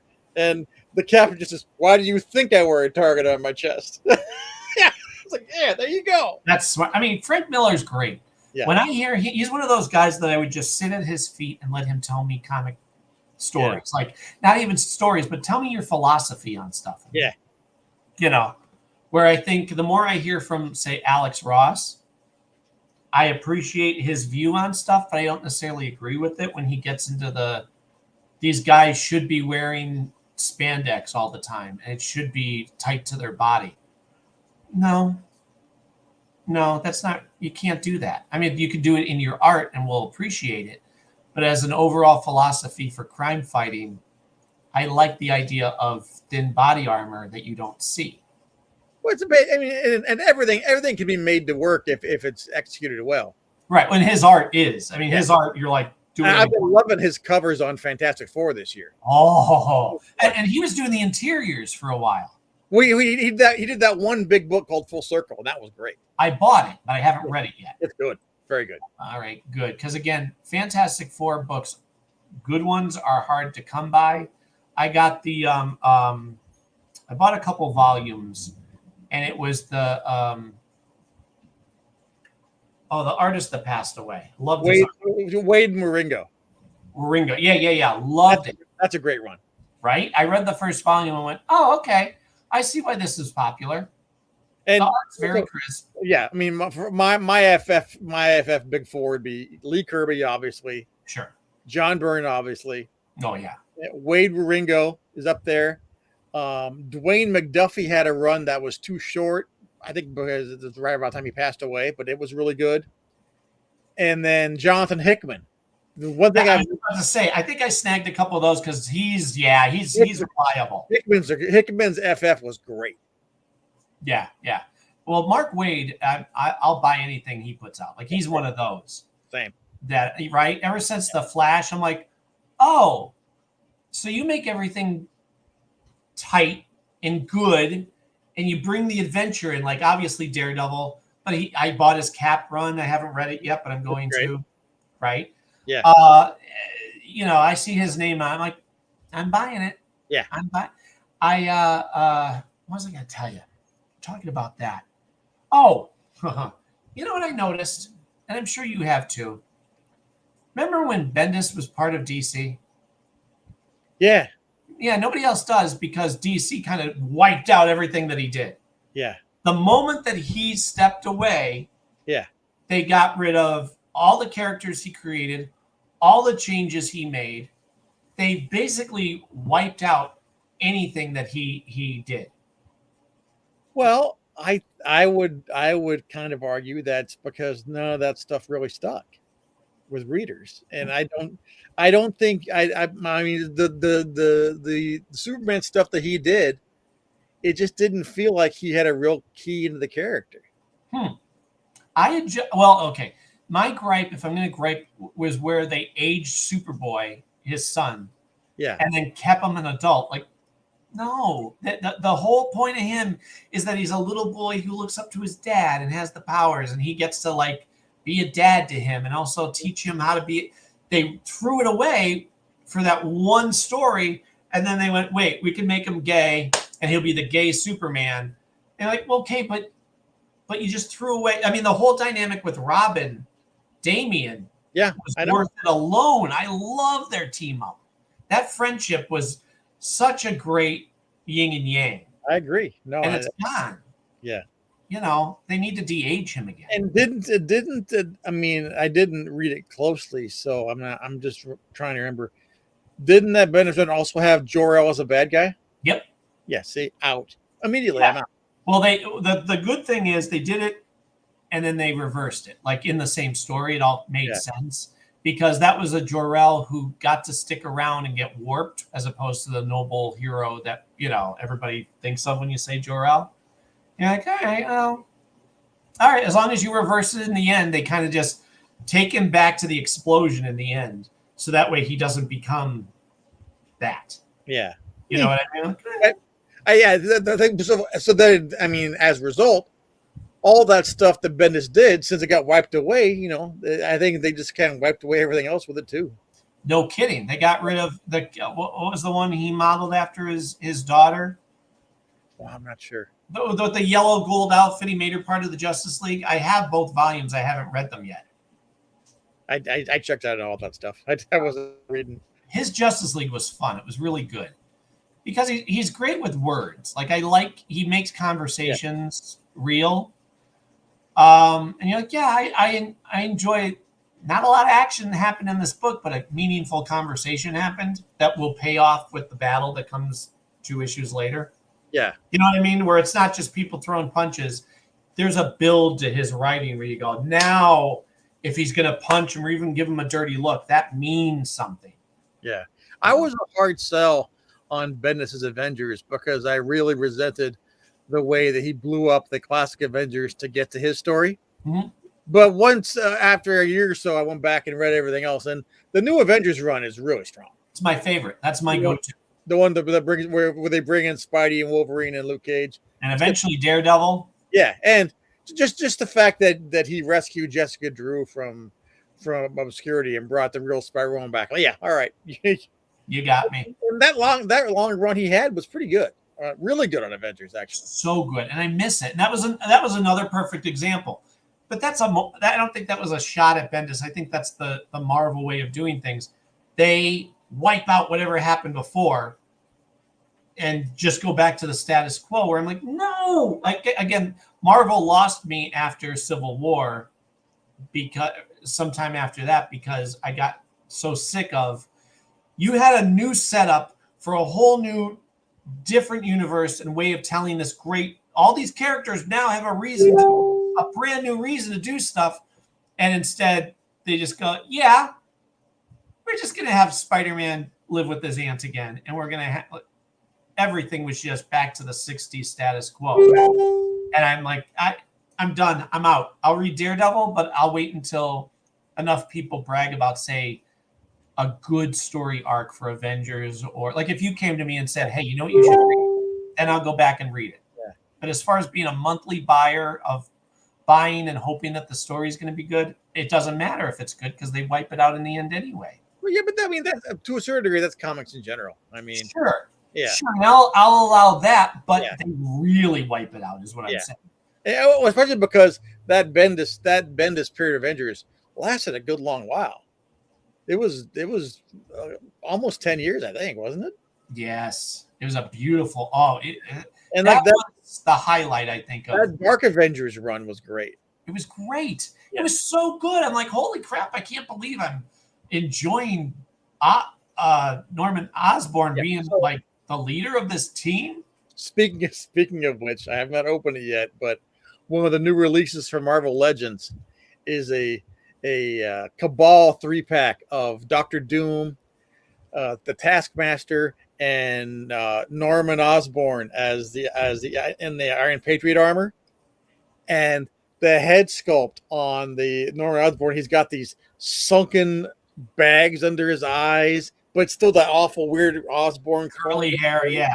And the Dr. Doom is actually, you take off his faceplate and he's a Doom bot underneath. Oh. And the Taskmaster is perfect. He's got the bow and arrow and the shield and sword and the pistol. Amazing set. Man, it's so funny. I always like Taskmaster because the idea of him. It's a great man. He's the only supervillain in franchises. It's fantastic. Isn't that great? I mean, they really made him not just a guy who copies what you do. Like, no, they made him a real son of a bee. Yeah. He's like Deathstroke. Yeah. Right? He's kind of has that, well, I could kill you, but you're not, I wasn't contracted to kill you, so don't make me. Just business. Yeah, just business. Nothing, That's actually one of the few misses from the MCU, I think, is the way go there. The way they bungled Taskmaster. Yeah, they make her a girl, and then like, all right, that was that version. Let's have the real one now. Yeah. But now she's going to be in Thunderbolts. Yeah. Also because just the whole idea that of Taskmaster with photographic reflexes. It's the kind of bunked comic book idea that sounds like it should be a real thing. Yeah. And it could pay off beautifully. All you had to do is say it. Say, look at, and then give the personality from the comic books. You're like, oh, I like this guy. Oh, did you hear they're bringing Ultron back for Vision, the series? I did hear that, yeah. Which I love the idea of Ultron coming back, but they're getting what's his name? Well, I liked Spader's Ultron. Oh, yeah, really? It was not Ultron though. Yeah. Well, they should have him screaming more because in the comics all Ultron does is scream. But I like the performance. But you know what Ultron is? I mean, Ultron isn't quippy. Yeah. Ultron doesn't say, "Hey, oh, time to sing a song." Like, no. He's a AI driven. This is the cliche that we know now is the I need to make things better. Yeah. I am only like the animated series. Oh, perfect. Did it perfect. Yeah. Right? Because he's scary. Yeah. Well, the problem was, I mean, because they hadn't gotten to Hank Pym yet, they couldn't have Ultron be created by Pym, so they had to have him be created by Stark. And if he's created by Stark, then you've got some of the Starkisms in his personality. I understand why they did it. Sure. If they could have waited until I would have loved to have seen an Ultron contending with a Michael Douglas Hank Pym. That would have been great. Yeah. But they hadn't used brought the characters in yet. So, but I love Paul Bettany's vision so much. Me too. That I do like the fact that if we're gonna have more with him, put Spader's Ultron in there too to give him something to fight with. I do think it is great, and I'm so excited that they didn't even try to hide the fact that no, we're having Dr. Doom show up. Oh yeah, look at who we're gonna have be this alternate version. Yeah. Wow, way to make him shine before we get the real Dr. Doom. Like we're gonna do an Elseworlds Dr. Doom. People lost their mind at San Diego. I love that. That was so well done. Where he does his cliche Tony Stark. Because I mean, there's been a lot of years of big Robert Downey moments at Comic-Con. I remember the one year he showed up in the back of the hall, and he's in his Tony Stark suit and one Iron Man glove, and just danced his way down the hall and up the stage. It's crazy good. So just getting another big RDJ moment at Comic-Con was fun. That and did you see the drone show? Yes, yeah, outside where it showed Galactus's head. Central Park with Galactus that come up. Yeah, that was nuts. That's a drone. I had to tell everybody. I'm like, look it, guys, this is done with drones. Yeah. Now, look at the world we live in. Yeah. This is to promote a movie that they just started filming. Yeah. Holy crap, they're telling us we're going to get Galactus that looks like that. Yeah. Oh, okay. And again, I don't know about you, but Galactus is not driven by personality I like the idea of Galactus, but it has to be in the way that they write him because he's just a giant guy who eats planets. Yeah.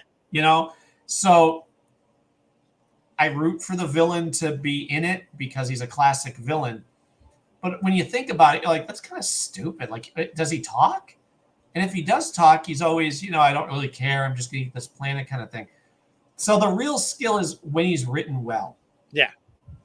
And I'm looking forward to that. I'm looking forward to everything I've seen from Fantastic Four gives me hope that it's in the right direction. So we'll see what happens. I don't think there's anything that I'm worried about.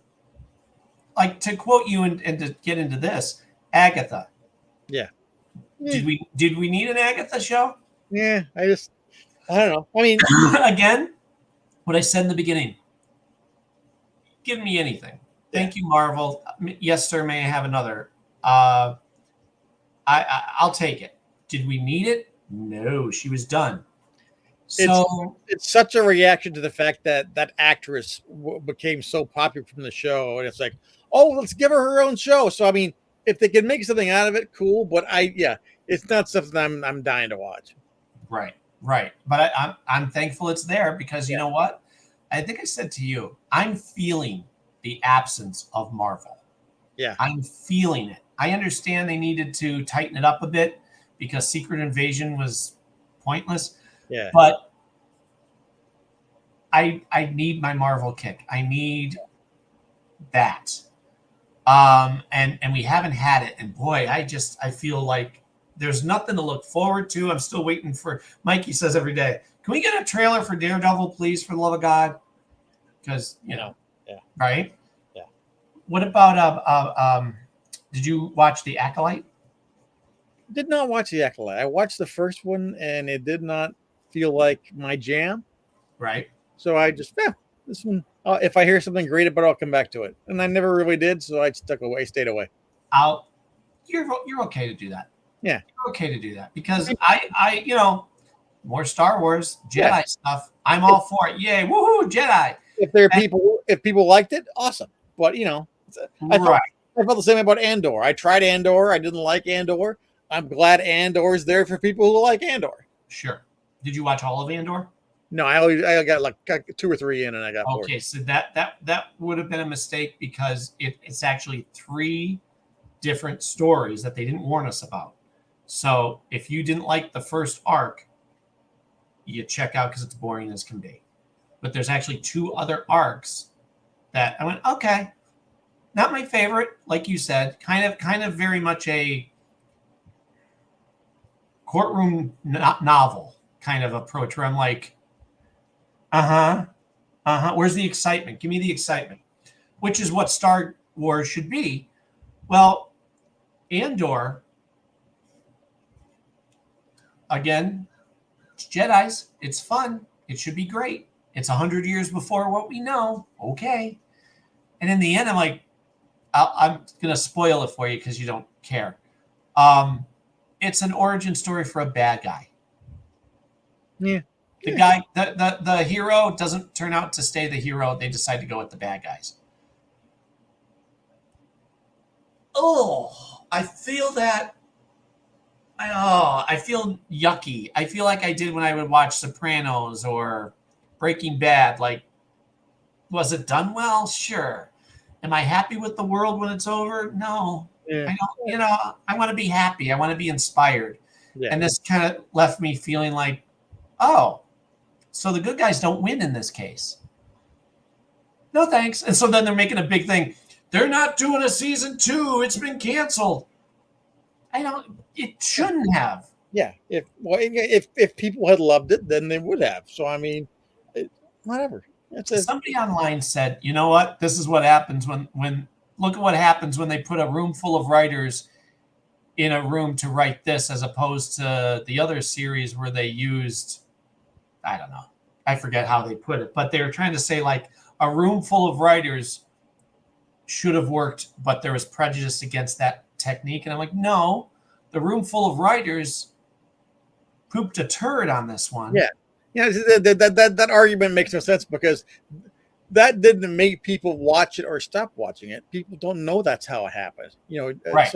So, that's like Ahsoka was excellent. I love Ahsoka because that was happy, good, exciting Jedi with space fights. And I actually felt like this fit perfectly into the Star Wars trilogy of the original trilogy. I'm like, this feels like that. Well, this is what got me with Andor, where people go, finally, it's a Star Wars without all the space wizards and laser swords. Like, yeah, I like space wizards and laser swords. That's kind of what I'm here for. Right. Yeah. And you're just like, I don't like. Again, we're in a spoiled world where people love to criticize all the good things that they have. Yeah. I'm like, people who go back and go, Temple of Doom is very dark. I don't like Temple of Doom. I'm like, you're hilarious.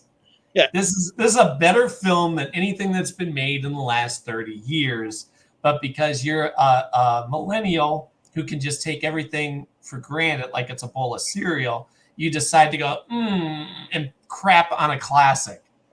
Is it dark for you? You know?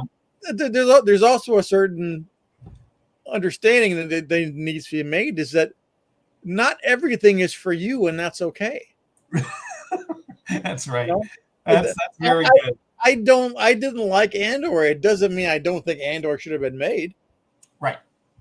I watched Ms. Marvel. I recognized the quality of it. I also recognized that it wasn't really for me. Right. They're supposed to be making another season, by the way. I hope so, because I think she's great. Yeah. And I think the actors who play the parents are great. Mm-hmm. I think the Marvels got screwed as far as it's a much better film than anyone gave credit for. Right. But even though I never finished the Ms. Marvel TV series, because I gotta say that this is more for kids, this is more for teens, this is more for girls. I'm glad it's there for those who like it. Just because it's not aimed at me doesn't mean it shouldn't exist. Mm-hmm. The original comic book run when they introduced her was great. Oh, it's really good. It's really good. The art I liked, even though it was quirky and its own thing. It fit perfectly with this. The pacing of her and the story of her origin, and and it gave us the best Marvel characters are always the ones that are like no one else is doing that. and it gave us a new character we didn't have, which was the teenage Marvel fangirl, which is a perfect example of what Marvel and DC need to learn. If you want to have a diverse Indian character, gay character, whatever, create it. Create it. We are all for it. By all means, do it. But don't take the classics and try and askew them to fit your hole now. No pun intended. Create a good character, and she is a good character. Yeah. I'm never gonna buy Alan Scott being gay.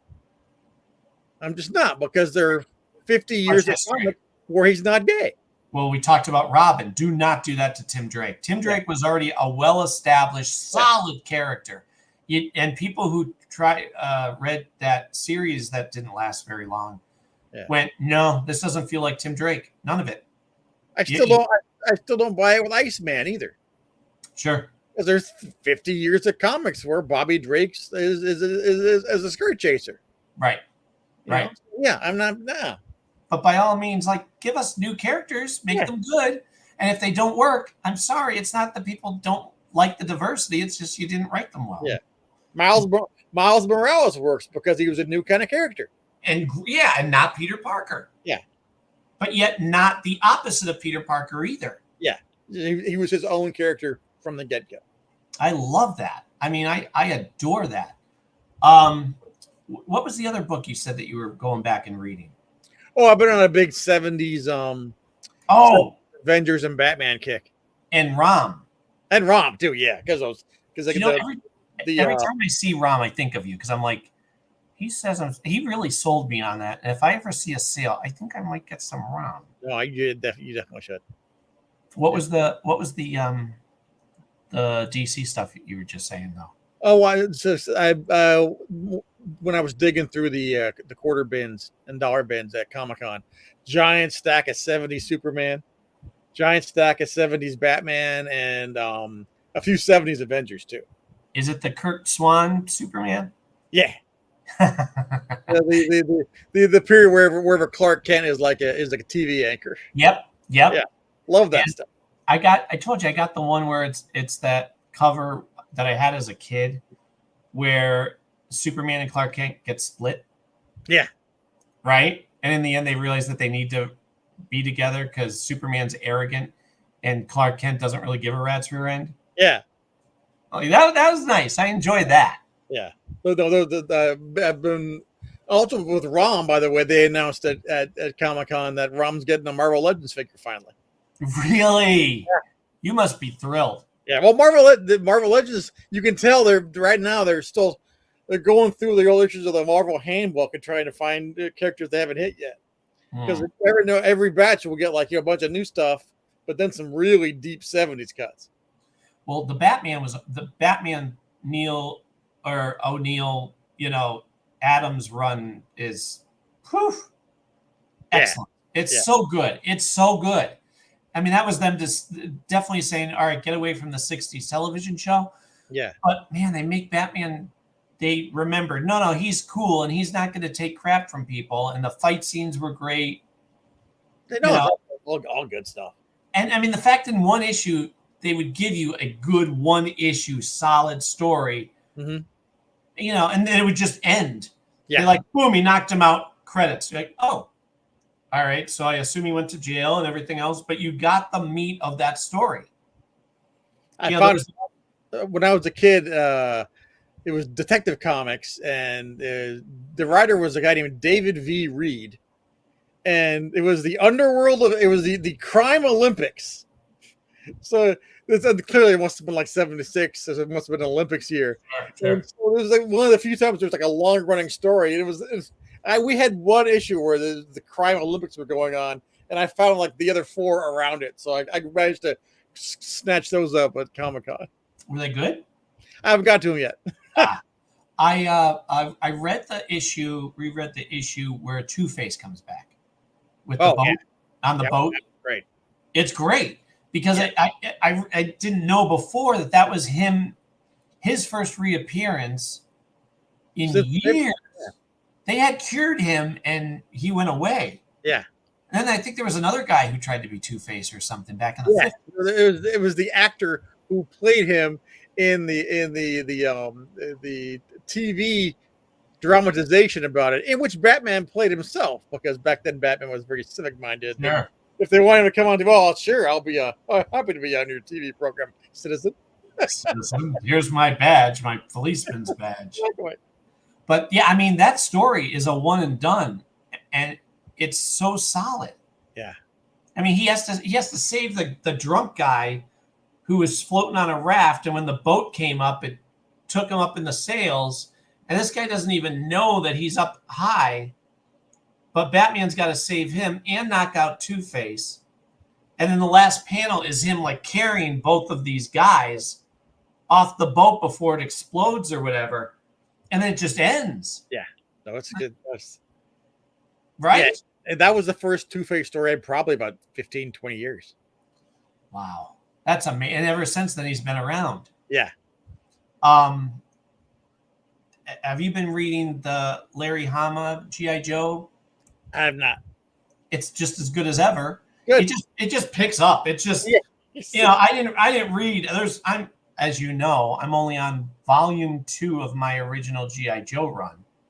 I finished the 1. I'm now into where they just, I think we talked about, introduce Gung Ho and so when I get the time, I got to go back and continue that journey. But I picked up, since they restarted on the new comic book, who is it? Kirkman's. Yeah, Skybound. Thank you. They pick up right where IDW left off. Yeah. So Snake Eyes, the real Snake Eyes, is back. I'm like, I know they had killed him, which I hated, and they brought him back. Okay. But they didn't go, we need to address, certain things, or we need to forget about things. Nope. It just, the art's fantastic. The story is very tight, and there's a lot going on. But it's also, its own thing, as it always was. Whereas I was telling you got to start with Duke. Yeah.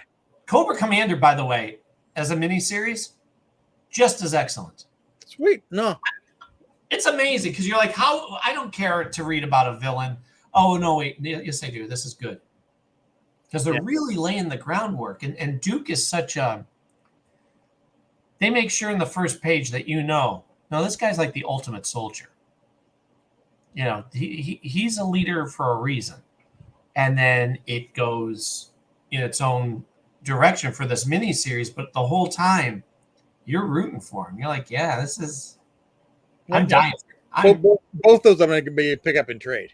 Yeah. I'm trying to... Oh, okay. So it is. I'm going to post this. Not that one. What's the one I was going to show you?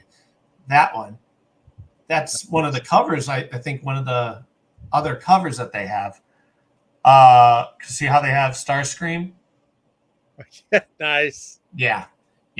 And it's a good... It's so good. I think it is out in trade now. I think. Yeah, I think the first ones have just hit.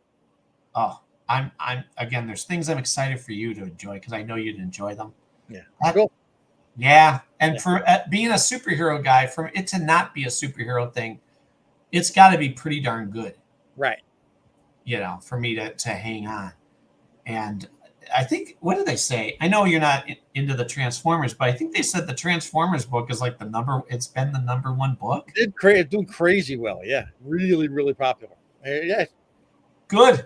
I'm glad. Again. It's like Rom. It's one of those, I'm like, you got to sell me on the story.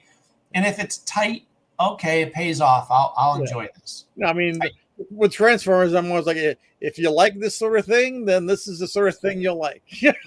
Right. And if you only dabble in it through the G.I. Joe path, that's fine too. Yeah. Because they make those worlds combine to a way where, no, it makes sense. No, yeah. It's not where they're trying to force them together. It's like, no, one causes the other, and okay. Any other great books you're reading? No, right now I've just been diving into the old stuff pretty much. Oh, that and Micronauts. I got the first Micronauts trade, and that first year of Micronauts is as good as any comic that came out in the 80s. It's amazing stuff. I'm dying to, probably because of you, I'm dying to get into Rom and the Micronauts because these are two that I'm like, how good can it be? And when you told me about Rom, I'm like, oh, that's kind of intriguing. No, Micronauts is if it wasn't tied into being a toy thing, I think it would have been recognized as like one of the best sci-fi comics in like the 70s. It's that because there's such great world building in it, and the art by Michael Golden is just gorgeous. First 11 issues holds up to anything that came out in the 70s. Yeah. Yeah. Huh. Nice. I'll eventually get there, but like I said, right now I'm noticing that there's so many lines of comic books that I have neglected. Like I'm trying to catch up on all my Nightwing. I got to catch up on all my Shazam because it's Mark Waid. Yeah. Oh, gotta. Yeah. And then have you been reading that one? Off and on, yeah. Okay, I got a couple issues in and I've enjoyed it, but then you just trail off because you got to keep up on stuff. And then I got to read Titans, which is also the same writer who did Nightwing. Yeah. So, Tom Taylor. Yeah. And Wade's Titans was really good too. Remind me of his Titans. It was the original team, the young kids. Oh, that miniseries. Yeah. Oh yeah, that was great. I jumped through that one. I was like, why can't we have more of this? Yeah. I like the art designs too for the updated like World's Finest stuff. Yeah, they're very much influenced by the classics, but just giving a bit of a modern polish to them. Like Robin has pants. Yeah. Good, very good. His gloves have like a little guard on them. Yeah. I'm like, all right. Yeah. I appreciate that. Also, his collar can like come up and like go in the wind and stuff. Yeah. I love his art. Yeah. Is it Dan Mora? Yeah. So good. Love. Anytime he posts something, I'm like, love this. Just want to let you know. Any good movies that you recommend? Last thing I saw was Deadpool and Wolverine. Okay. And, past that, nah. I watched Thanksgiving. Oh, really? Yeah, Eli Roth. Yeah. It's, his thing is he's intentionally trying to do the cliche 70s, 80s slasher kind of thing. So it's the whodunit. You're not really being like going down a new avenue. You just go, okay, one of these people has got to be, because I watched it and then I had the kids watch it. And they pointed out how everything tries to be Scream. Yeah. Which is great because Scream is amazing. But you could feel where they're like, look, it's a group of kids together and they're all getting picked off. And we don't know, one of these kids could be the person. And, it was good. But the one thing that Eli Roth does, and he did it with Hostel too. I don't know if you've ever seen Hostel. No, I watched part of that. I was thinking it's not for me. It's very graphic. Yeah. It's not one I can show the kids. But thing he does too often, and I think it hurts his overall idea, is these characters curse to a clownish level. Like it's not even realistic. Yeah. I'm in a bad part of town kind of thing. It almost feels forced. So when I showed the kids Thanksgiving, they're like, I liked it except for the fact that like the F word was shoehorned in like every other word. It's like they had to write the script around the F word. Yeah. And I'm like, okay, I'm glad you noticed that because I thought it was... And by the way, not even as artfully as someone like Tarantino does it. I was going to mention him. I was like, you know what? Tarantino, the criticism that I had for him was he would curse a lot and he would have violence for the sake of violence in his early movies. He got rid of that. But you're right. At least it's not clownish. Yeah. When he would do it, you go, all right, calm down. You don't need to, I think he would always go for hyper realism. Yeah. And he thinks that was the way to do it. Whereas this one was beyond that. If you can picture such a thing, we're like, whereas when Samuel Jackson curses, it's got impact and it's humor. Yes. I mean, we still laugh. Yeah. Again, this is one of those things. If you were near me during the day at any point, we quote random stuff in our house, like, that is a tasty burger, right? Yes. Because he can make those lines sing. Yeah. Whether he's cursing or not. When he's cursing, you're kind of laughing. But when he's not, he's still making those lines quotable. It's from Inglourious Bastards. Great movie.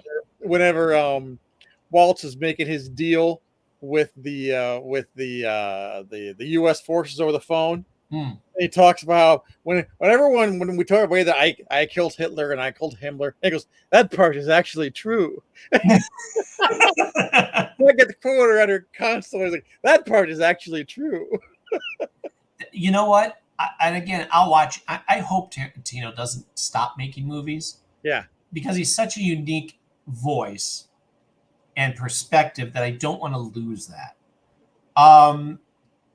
And his last couple, he's done like the twisted history where it's not what really happened kind of thing. That being one of them. But whatever, I'll take it. Well, I loved it in Once Upon a Time in Hollywood. Did you? Yeah, well, because I that's the history we wish would have happened. You know what I mean? Right. Right. And actually, so it is with Glorious Bastards, where Hitler gets the kind of death he deserves. Where it's like, it's an interesting thing that he did that in 2 successive movies, but I think in both cases it works really well. Yeah, and if he's going to be the wish fulfillment movie maker, I'll take it. That's fine. My favorite of all of them is the Kill Bill ones. Kill Bill's still pretty great, right? Because it's as close to an action adventure superhero kind of movie that he's made. Yeah.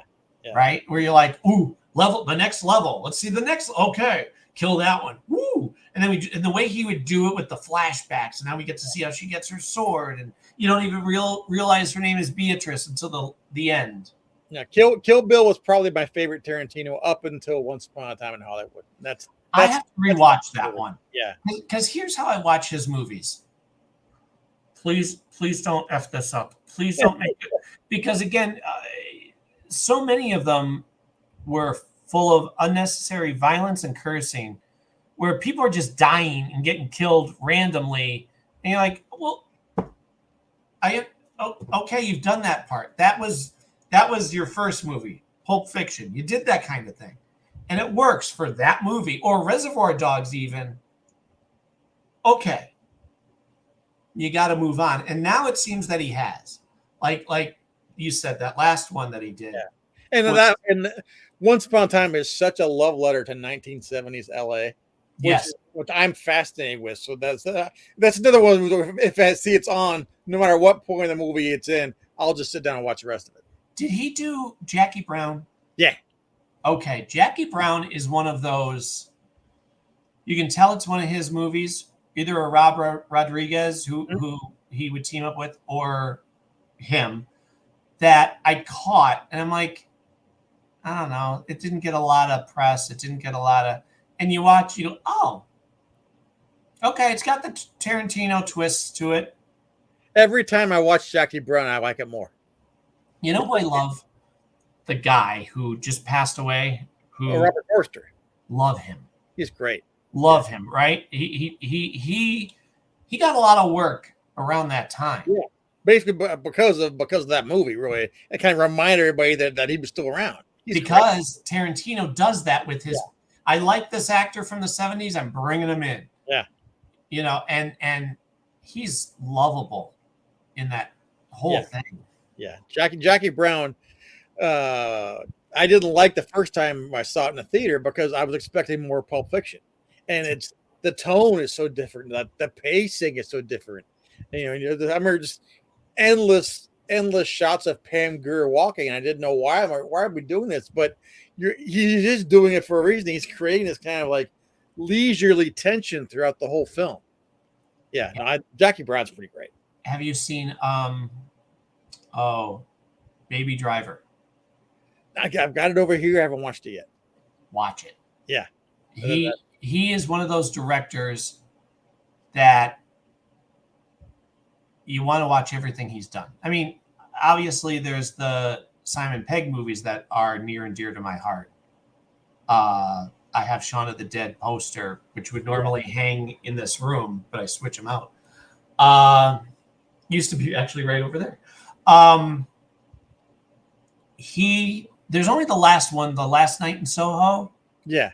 That didn't pay off for me, but it was still good. I still, it's the weakest, I think, of all of his. What's his name? Wright? Edgar Wright. Yeah. Edgar Wright. Thank you. And I see why they didn't let him do Ant-Man. Because, Marvel had to do certain things and he didn't want to. Yeah. But Baby Driver, saw it, loved it, had the family watch it. Mikey has watched it like 6 times since. And you know what's funny? It never clicked for me until the very end. The title is a Simon and Garfunkel song. Yeah. I'm a musician who Simon and Garfunkel are part of my DNA. The fact that those two things never clicked for me, it's one of my favorite songs of theirs too. And, I just thought it was a coincidence. Yeah. That is one of those that is quotable and you're going to laugh at and be on the edge of your seat with. Oh yeah. I'll move it ahead in the queue. Honest to God, it's one of those that you go, oh, I'm glad that exists. I'm always looking for those because so many things you watch, you're like, yeah, all right. Or especially things that, you and I are told about, and then you watch and you're like, I saw this in Kingdom Come already. So it gets either watered down or over appreciated. Yeah. Is there anything we're missing? Because I know I got to let you go. I think we're covered. I think we're covered for now. I want to make sure because, as always, we get off. And by the time we come back around to this, it's old news what we forgot to talk about. Oh, no. Can you tell me what you're working on yet? No. Son of a bitch. But one thing I would want to promote is that starting next week, we're back up at 13th Dimension. And so every week I'm doing 2 columns there, and I'm starting to bring more of my Comics 101 columns back over to 13th Dimension too. I love those. Yeah, so that's my current home for where my output's at these days. And then there's other stuff in the works. Well, I love anytime you post anything like that, I always repost it because it's a fun read. Yeah. I mean, besides agreeing with you and being a friend and all, even if we weren't, I would still read that and go, no, this was a nice add to my life. I'm glad that I spent the time. Yeah, no, it's good to do a deep dive into the comics history again. So I'm enjoying getting back to that over at 13th Dimension. Yeah. Well, I'll let you know where there's certain books that I do dive into that I think of you that I'm like again, the original Star Wars or G.I. Joe. I'm like, Scott's read this. I'll pick up the phone and be like, I got to tell Scott this funny thing I just saw. He'll know what I'm talking about. Because not everybody would. And to get into the whole pit of the whole thing, just to explain a panel isn't worth it. But I know you get it. Yeah. And we got to talk in a month or two once I power through Caped Crusader too. Without a doubt. Like I said, it's quirky. It's odd. But it's a good quirky odd. You're a couple episodes in, you're gonna go, this is the same team of Batman Beyond that I missed this. Cool. Yeah, because it's a classic Batman Beyond. I didn't mean Batman the Animated Series. Yeah. It's a classic. You love it. But when you're reminded with new, not only that, but they're gonna do buildings that look like the same buildings that were used in the animated series. Like I can tell that they're working on the black backgrounds again. Right. Wayne Mansion, the police station, it all looks the same. You're like, it's a nice Elseworld. So yeah, we'll definitely dive back into that. Sounds good. All right. Well, I'm going to run the credits. Everybody, just side note, let me think of what I want to mention before we run the credits. Please go to the Forever Adventure Network. Your support is always needed and appreciated. I do a blog on our Patreon, but if you go to the Forever Adventure Network, that'll lead you into all the other shows, the audio series. Did I tell you Corn Nemec has been on? Yes. Yeah, I'm going to talk with him on Monday. I was just texting him, and he's like, "Yeah, it's time to come on and shoot the bull again." I'm like, "Yeah, let's do that." Nice. But everybody go on there, click around. If you'd like to drop a shilling in the bucket, please do. It helps keep the lights on. But just share the heck out of this episode. That'll also help support Scott and all his endeavors because he's got good stuff, as he says. Read the Star Trek books that I love. Like I always say to you, you're a writer who should be given genre stuff because you capture the essence of all of that. Always appreciate it, man. Yeah, honest to God, I'm not blowing smoke. It's you're a standout writer who should do. If you know about the subject and care about it, you do it. You do what I try to do with the audio series, which if you listen to it or in your case read it, you're going to get that same feeling from what you already know. That's what you got to do. That's what we're going for. So glad it's coming across. Absolutely. All right, everybody, we'll let you go. And until next time, stay excited, everyone.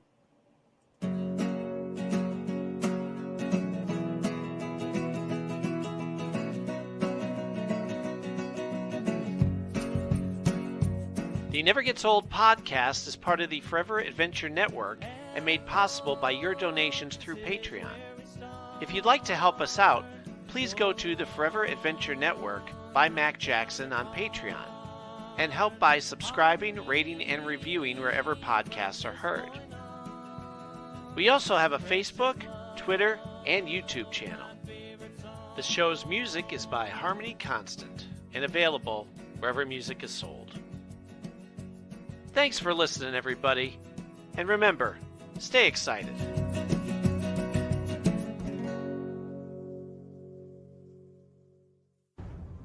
The Forever Adventure Network. Welcome to the adventure.